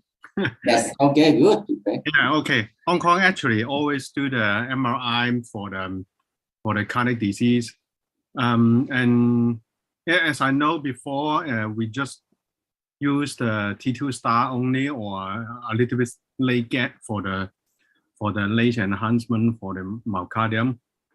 So nowadays the technology is quite advanced, and we use the sequence like the speakers what they told me about the T1 mapping, T2 mapping. They're widely used recently in these few years, and really useful for those patients with some other pathology. And for the pandemic period, and we also encounter some post-vaccinated patients for their myocarditis. So there are quite a lot of some teenagers, they take the vaccine and become the heart not feel very well, and they find that they have the myocarditis. So in that case, they refer the teenage to come to our hospital for the MRI cardiac, so that to see whether they have such a disease, something like that. So I think the MRI is quite widely used in the CMR already. So so that's my experience actually. But also, and recently our hospital installed a new MRI machine, and we found that just like the first speaker, and there is the AI software. So in GE, they will what we call the deep learning. So in Siemens, they will call it deep resolve, and it really good. Yeah, from my experience. What do you mean? Because we can scan the same sequence, but just within a short period of time. But in return, you'll receive you can't expect a high quality of image, so that the radiologist can do the image, the diagnosis very easy, what we call it. And in the other terms, I think the technologies can shorten the scanning time. As you know, if you have any experience in MRI, I think the challenge is the scan time for those patients. At least every sequence 4 minutes, 5 minutes, and as a whole at least 30 minutes or nearly 1 hour for the cardiac MR. So if all the technologies can help the whole exam can shorten the scan time, I think that will help the patients a lot. So that's my experience, and I think others can share also. Okay, before I ask Mr. Young and Mr. Young, I want to ask Singapore in how Dennis, you know, in about using cardiac MRI in Singapore now. Dennis, you know. Thank you, Mr. Lok. So we have cardiac MRI services at our hospital. But unfortunately, that's not really my area of expertise. So really, I was just very blown away by all the new developments in cardiac MRI. So I was really just learning for this. But I know it's a very specialized scan in my hospital. So like even I think like it's usually performed by the senior radiographers, the ones who have additional special training. Yeah. So like President Nelson also said, right? A lot of especially these complicated MRI scans require a lot of planning, especially if some of the patients require sedation as well. So it really takes like a good and well-working team to be able to optimize this and make it efficient so that it's comfortable for the patient as well. Yeah. So I'm sorry there wasn't very much that I can contribute on the technical side, but I appreciate that. This is a very important and also a very technically challenging scan. So the advances that were shared by our first speaker, Mr. Nguyen Cho, right? I think will definitely help in terms of like the image quality and the comfort for the patient. Right. Thank you. Thank you, Dennis. Thank you, Dennis. Another panelist, do you have a question for the speaker? Yeah, may I have a question? Okay, I would like to ask a first question to first speaker. Could we use a single shot MDE is a delay or without contrast? Right? Delay sequence or without contrast sequence? Single shot MDE. Hi, thank you for your question. Yeah. So to answer your question, so I need to get back the purpose of the MDE sequences. So the purpose of this one is assessment the viability of the myocardium. So for example, like MASH, fibrosis, and scar, and so on. So this needed the contrast media to come to see the contrast changes between the blood pool and myocardium. So my answer is we actually can scan the MDE before contrast, but it doesn't gain any value, and I don't see any clinical paper to press the validity to use this kind of sequences for before the contrast. And in the case, if your question is about to acquire some images for assess the morphology of the myocardium in the very difficult patient, they cannot breathe their heart. So the single thought technique is also available, comparable to the black blood imaging. So I hope that I can answer that your question. Thank you. This sequence is especially for elderly patient or an uncomfortable patient, for very ill patient, right? And could we detect a small lesion by using this sequence? Sorry, can you repeat your question? Could we detect a small lesion by using this sequence? Small lesion? You mean that? This sequence, can we see small lesion or how big lesion by using this sequence? So at this moment, the protocol we usually recommended, as you can see on the SCMR guidelines. So the slide technique is in every sequence around 8 to 10 milliseconds. Oh, sorry, millimeter. Millimeter, so, So sometimes it's sometimes if you the lesion is too small, maybe sometimes maybe because when we scan with the light technique like that, there's some average volume effect. Maybe if the lesion is too small, maybe it cannot to detect clearly. Yeah. Yeah. Thank you. Okay. Thank you. Thank you. Before you continue with some question, I have a question for Mr. Young and Mr. Yang, and from GE. You can summarize for everybody in Asia. How many countries uses, for example, like DME technique, DME technique, for how many countries using for cardiac MRI? You can summarize for everybody in Asia, because we to know, because in next time we can share a person together in next time. Mr. Young or Mr. Yan also, okay, you can summarize for Asia. How many countries use?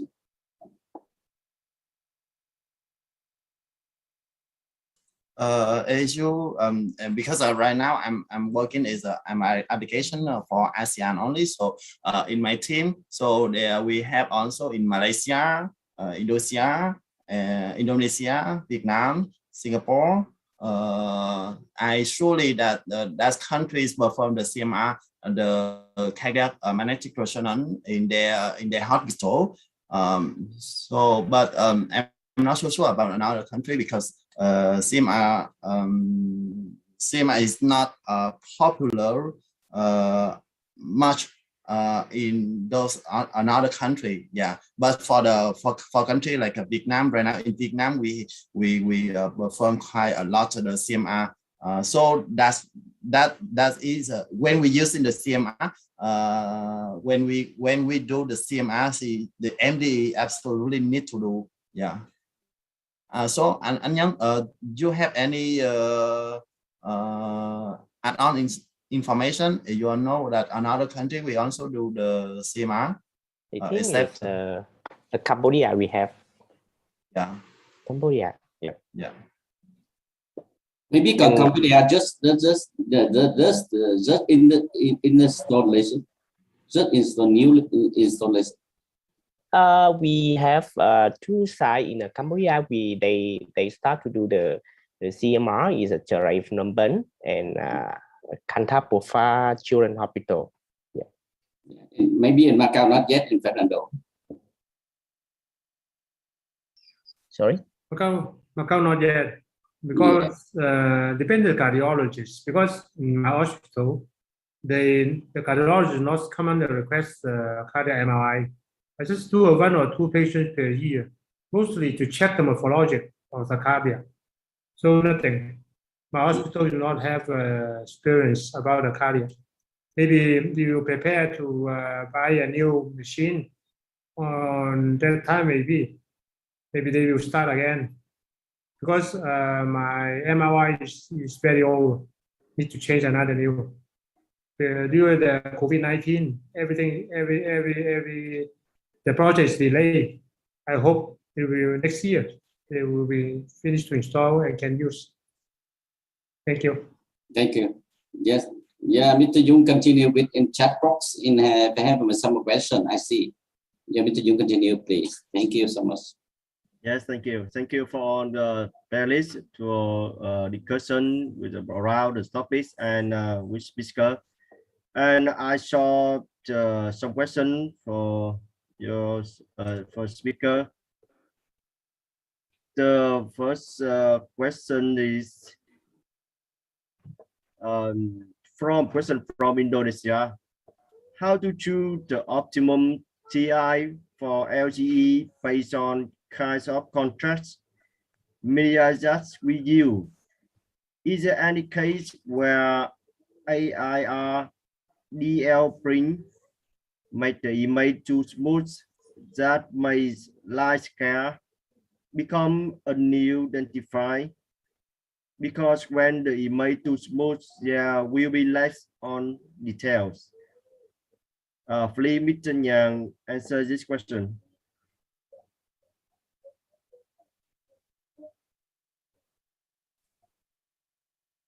I think Mr. Yang together. Yeah.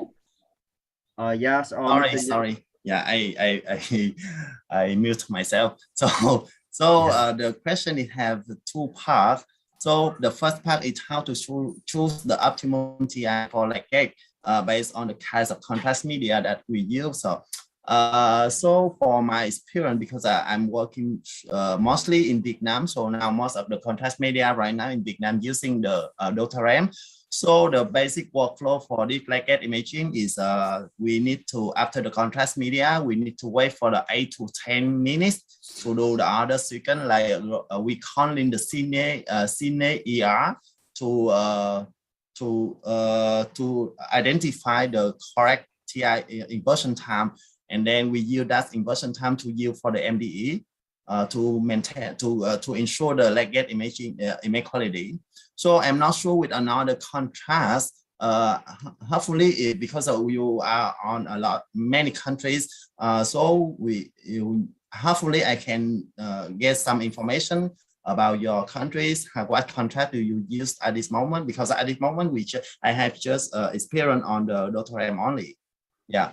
For the second part, is there any case where Ericom DL bring the image too smooth that make light sky become unidentified? Okay, so I have not seen any feedback like that on my reason, especially ASEAN reason, because as you know, FDA has approved our Ericom DL feature. About how Ericom DL have to increase the image sharpness. So this is not a filter, it's an impact on the raw data. So I believe that this is not affect on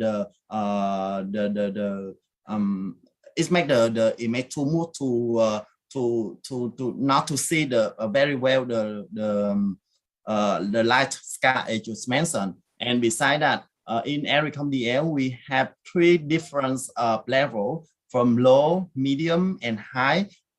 Every time when we application specially come to the hospital to set up the protocol for doctor, we usually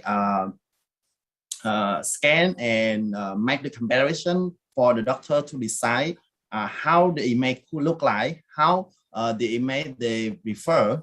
Yeah. Just on, Mr. Yang. Yeah. That's my answer. Yeah, thank you to Mr. Yang for your answer. And I have another question for. Sorry, Yoon. So I also to add, as mentioned in the first part of the question, I also add the idea from the panelists about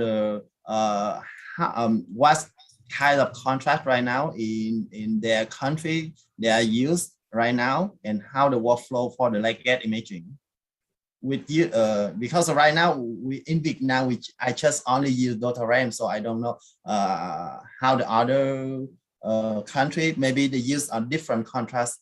Yeah. Yes, please, panelist, you can answer the speaker Yang asked about all the country can use another contrast, maybe it's a different name. Because just in Vietnam, just you Dotaram or Radiological. So okay, who can answer to him? Please, panelists. Other country.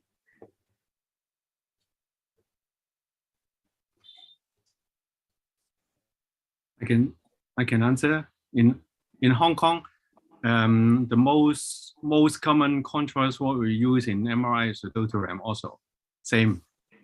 But sometimes we'll use the Gadowist. You know the Gadowist, the new quite new contrast recently in these few years. Yes, and they claimed that their T1 shortening time is quite better than the Dotaram. So in our center, sometimes we use the Dotaram for the MRA sequences. And yeah, and as you know that will use the Pimovis also for the liver case. Yeah. So I think more than 90% the patient in Hong Kong is using the Dotaram. Yeah, because the price is quite reasonable and also they're quite safe contrast. Thank you. Yeah.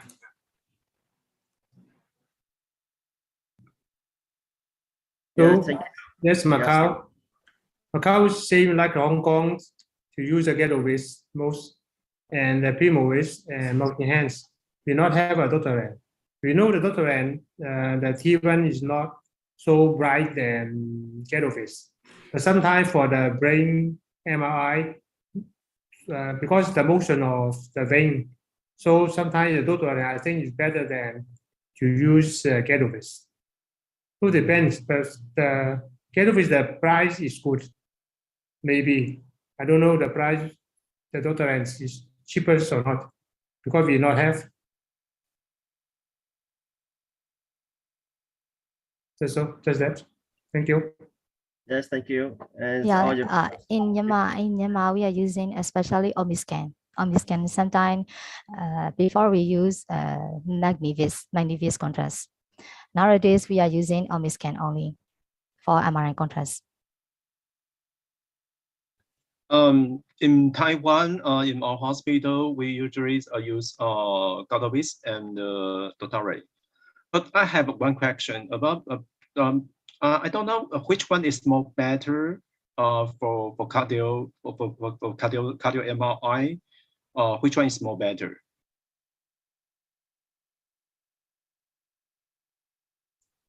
Mr. Yang, can I answer?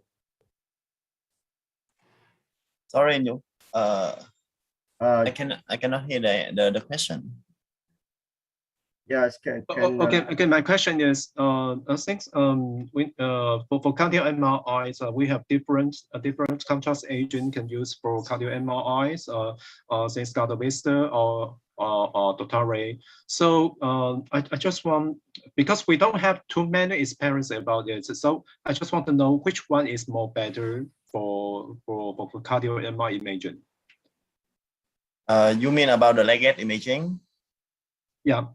Yeah, actually, I have no experience with using another contrast for CMR, but a member of my team is she also an application specialist in Indonesia. She has a lot of experience with the CMR, so she used to recommend me. She used to say to me that for the get a better contrast of the legged imaging, she refer to use the multi-hands compared to the Dotaram. Yeah.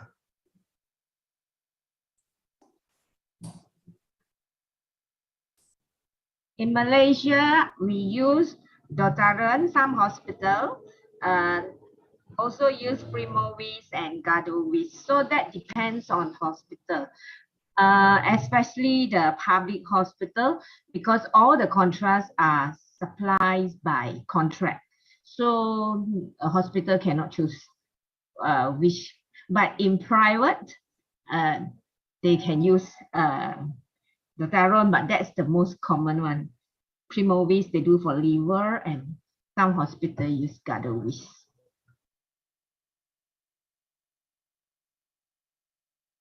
Yeah, in Singapore for cardiac MR, they like my institution uses Ghettovis. Yeah, because I think the enhancement is a little bit brighter with Ghettovis. Yeah, in Philippines we have major companies supplying here for contrast media for MRI. We have Bayer and Bracco. So yeah, we have also, as one participant here made mention from Philippines, they use the Ghettovis.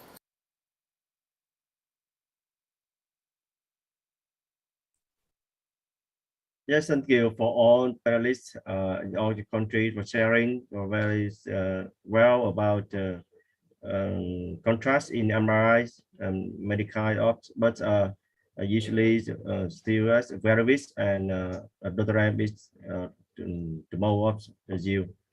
in the same as Vietnam. And I have more question from question online from discuss the role of T2 weight MRI imaging in assessment of the real arteries in patients with acute myocardial infarction. Some investigators have raised doubt about the veracity and feasibility of using T2 weight image to measure the real artery. Yeah, the question. Dr. Sun, maybe Dr. Sun answer maybe a very good. Yeah, I think Dr. Sun can answer this question. Yes, thank you, question. I think you want to diagnostic of the acute myocardial infarction, so very difficult. And I think you should combine a lot of information. For example, you examine the patient, you see the ECG or echocardiography before, and maybe when we scan the cardiac MRI, we have the more information before the T2 weighted T2 mapping. For example, maybe you can see the cine imaging. You see the hyperperfusion in the cine of the image. Continue, you combine with the first pass perfusion. You see, you can see the area of the hyperperfusion, and in the latest, maybe you can see the scare in the especially scare local, especially the subendocardial endocardial fibrosis. And I think the information of the T2 mapping, maybe we can see in the imaging in the T2 weighted, you can see the high intensity area, and maybe after that you measurement T2 mapping that area, and you see high the T2 mapping values, and that's you think you combine the more information. You think the acute myocardial infarction, so more exactly for you, not only you the T2 weighted mapping only. Yeah, thank you for your answer, Dr. Sun. And I just got a message from Indos. Indos also use Dr. Ram too, but the contrast by Dr. Ram you will be just watch out in 5 or 7 minutes on normal EF or LVs around 60 to 65%. Yeah, who can one of speaker who can explain about this message from Indo? Mr. Yang, can you explain this?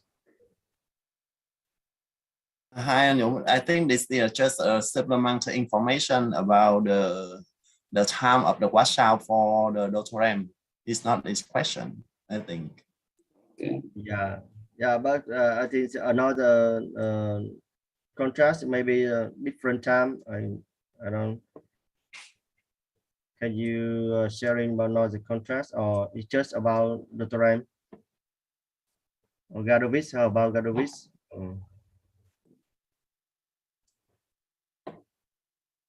Get close. Yes. Yeah, it's okay. PG. So thank you very much, speaker, panelists, and all those participants has made the success part successfully. And now please back to Bichi Luna to handle the conference. Thank you. Yes, thank you very much, our program moderator, Mr. Liu Tri-do. Thank you very much, dear presidents and our panelists. The Vietnam Association of Radiological Technologists, VART, has provided us with two great speakers who have just shared to us very interesting discussions. In the interest of time, we have to cut from here to give way for the closing session. Again, thank you so much to our distinguished speakers. We have learned so much from your interesting and important presentations. Finally, we are all excited to know about the next exciting online CPD Asia schedule and to address an invitation to tell us more about its exciting event. Let us all welcome the representative from Indonesian Society of Radiographers, PARI, Sir Putu Adu Susanto.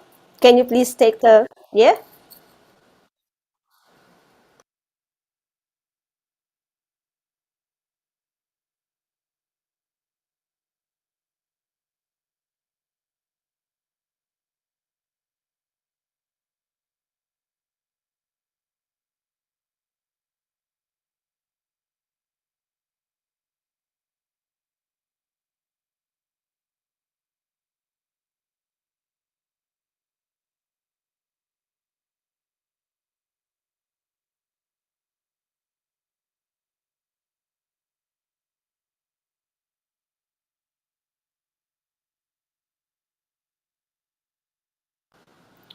Well, thank you, kapatid, Brother Putu Adi Susanta. We will surely be supporting you and PARI with the hosting of that next big exciting event.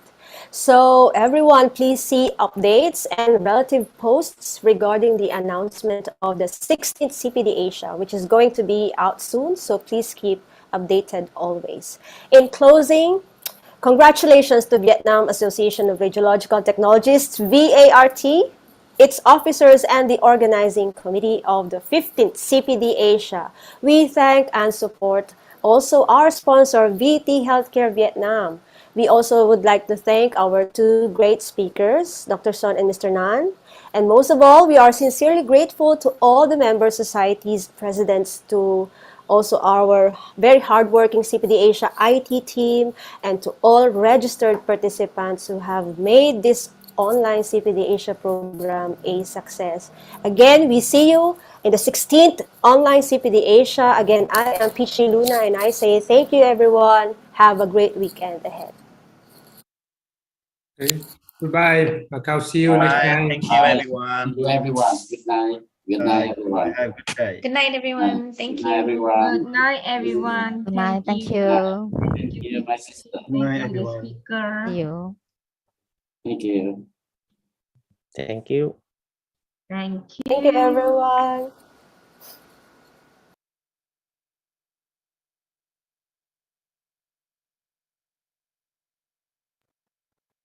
Baik, Bu Desi, demikian tadi. Baiklah, Bapak Ibu peserta, demikian acara relay CPD Asia dengan host Vietnam, VART. Semoga dapat bermanfaat bagi Bapak Ibu, dan jangan lupa untuk mengisi link post test. Ini ada yang menanyakan kembali untuk link post testnya, dan dapat diisi berulang kali ya, Bu.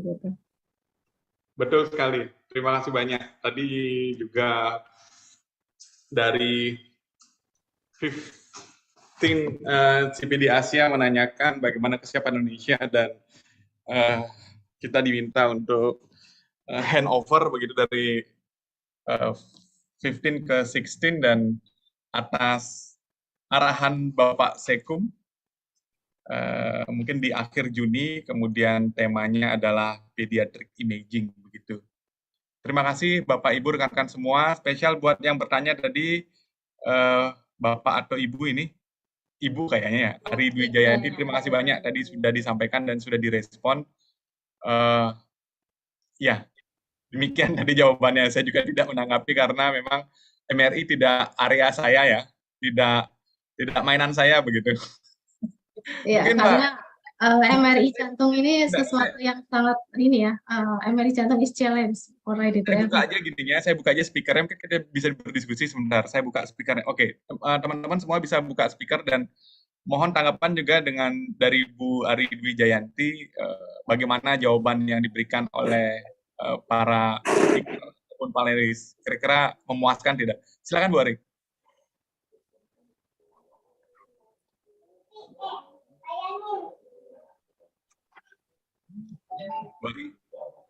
Halo?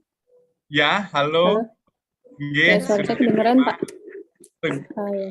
Ya, menggelegar dari Denpasar Bali. Silakan. Oh ya, makasih Pak atas pertanyaannya udah disampaikan. Soalnya selama ini yang MRI jantung sih dulu udah ada ya. Cuma kan sempat vakum karena pembangunan gedung. Jadi kita baru mulai jalan lagi dari bulan Maret kemarin dengan alat yang baru, GE. Nah, salah satu problem kita yaitu menentukan optimum PI. Karena kita pakai kontrasnya dotarem sih. Itu aja. Kayaknya kemarin mereka juga dotarem juga ya, kalau nggak salah dari Vietnam. Mungkin Yes. bisa ditanyakan kembali kali ya dengan aplikasi.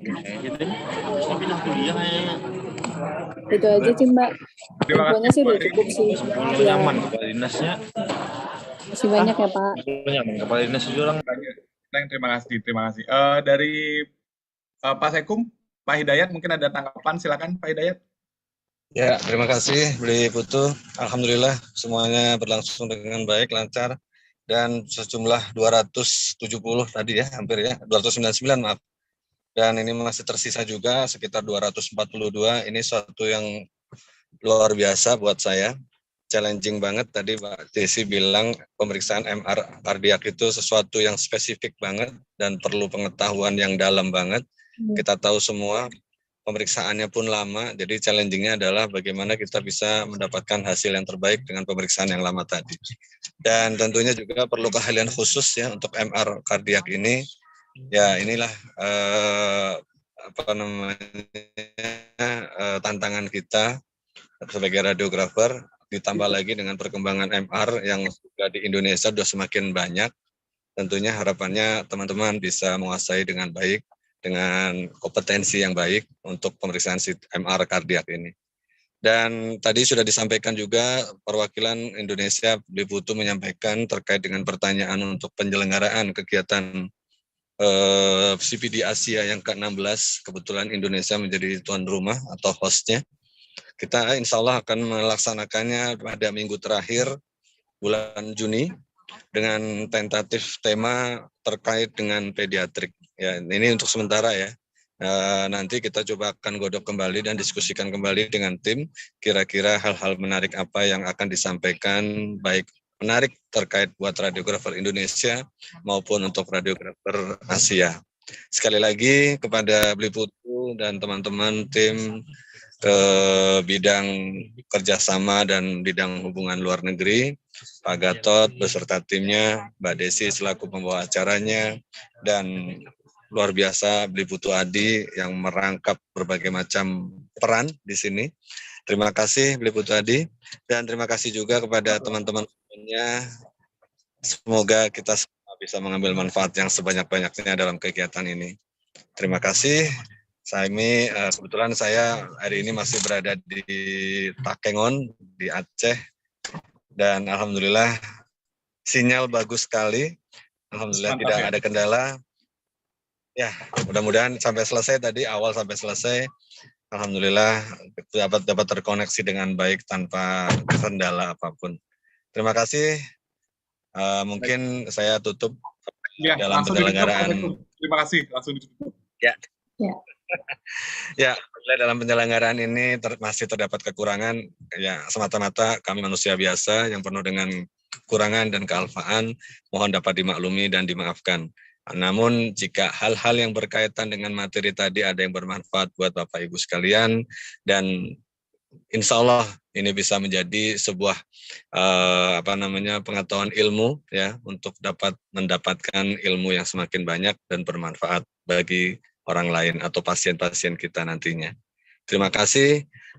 Radiografer Indonesia bersama sejahtera dunia.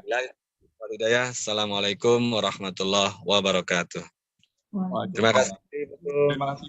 Selamat malam semuanya. Ya, terima kasih. Sampai jumpa di bulan Juni, teman-teman semua. Untuk sertifikat kami akan kirimkan nanti secepatnya, begitu dari panitia sudah ada ACC dari Vietnam, ada kontak, langsung kita kirimkan sertifikat sesuai dengan ketentuan, mendaftar, absensi pretest dan absensi post-test. Demikian. Bu Desi, mungkin ada yang mau disampaikan lagi sebagai penutup, silakan Bu Desi. Setelah ini saya izin end meeting for all. Silakan Bu Desi. Dari saya terima kasih banyak kepada Bapak Ibu peserta yang sudah mengikuti dari awal sampai dengan akhir ya. Jangan lupa saksikan nanti untuk hostnya kita di bulan Juni akhir. Itu saja. Selamat beristirahat, sampai jumpa di event selanjutnya. Bantu-bantu selalu ya Bu Desi ya untuk MC ya. Terima kasih Mbak Desi, luar biasa. Ya, terima kasih Mbak Desi. Ya, Mbak Irma lagi ada acara hari ini. Gitu. Baik teman-teman semua, sampai jumpa lagi di 16 CPD Indonesia end of June. Saya izin end meeting for all dan post-test bisa diisi sampai nanti pukul 22 WIB. Terima kasih banyak. Mbak Desi, saya izin end meeting for all ya. Ya. Terima kasih sekali lagi Bu Putu. Sampai jumpa lagi bulan Juni. Sampai jumpa di Jogja Pak Hidayat. Ya, insya Allah ya, pertengahan Juni ya. Terima kasih.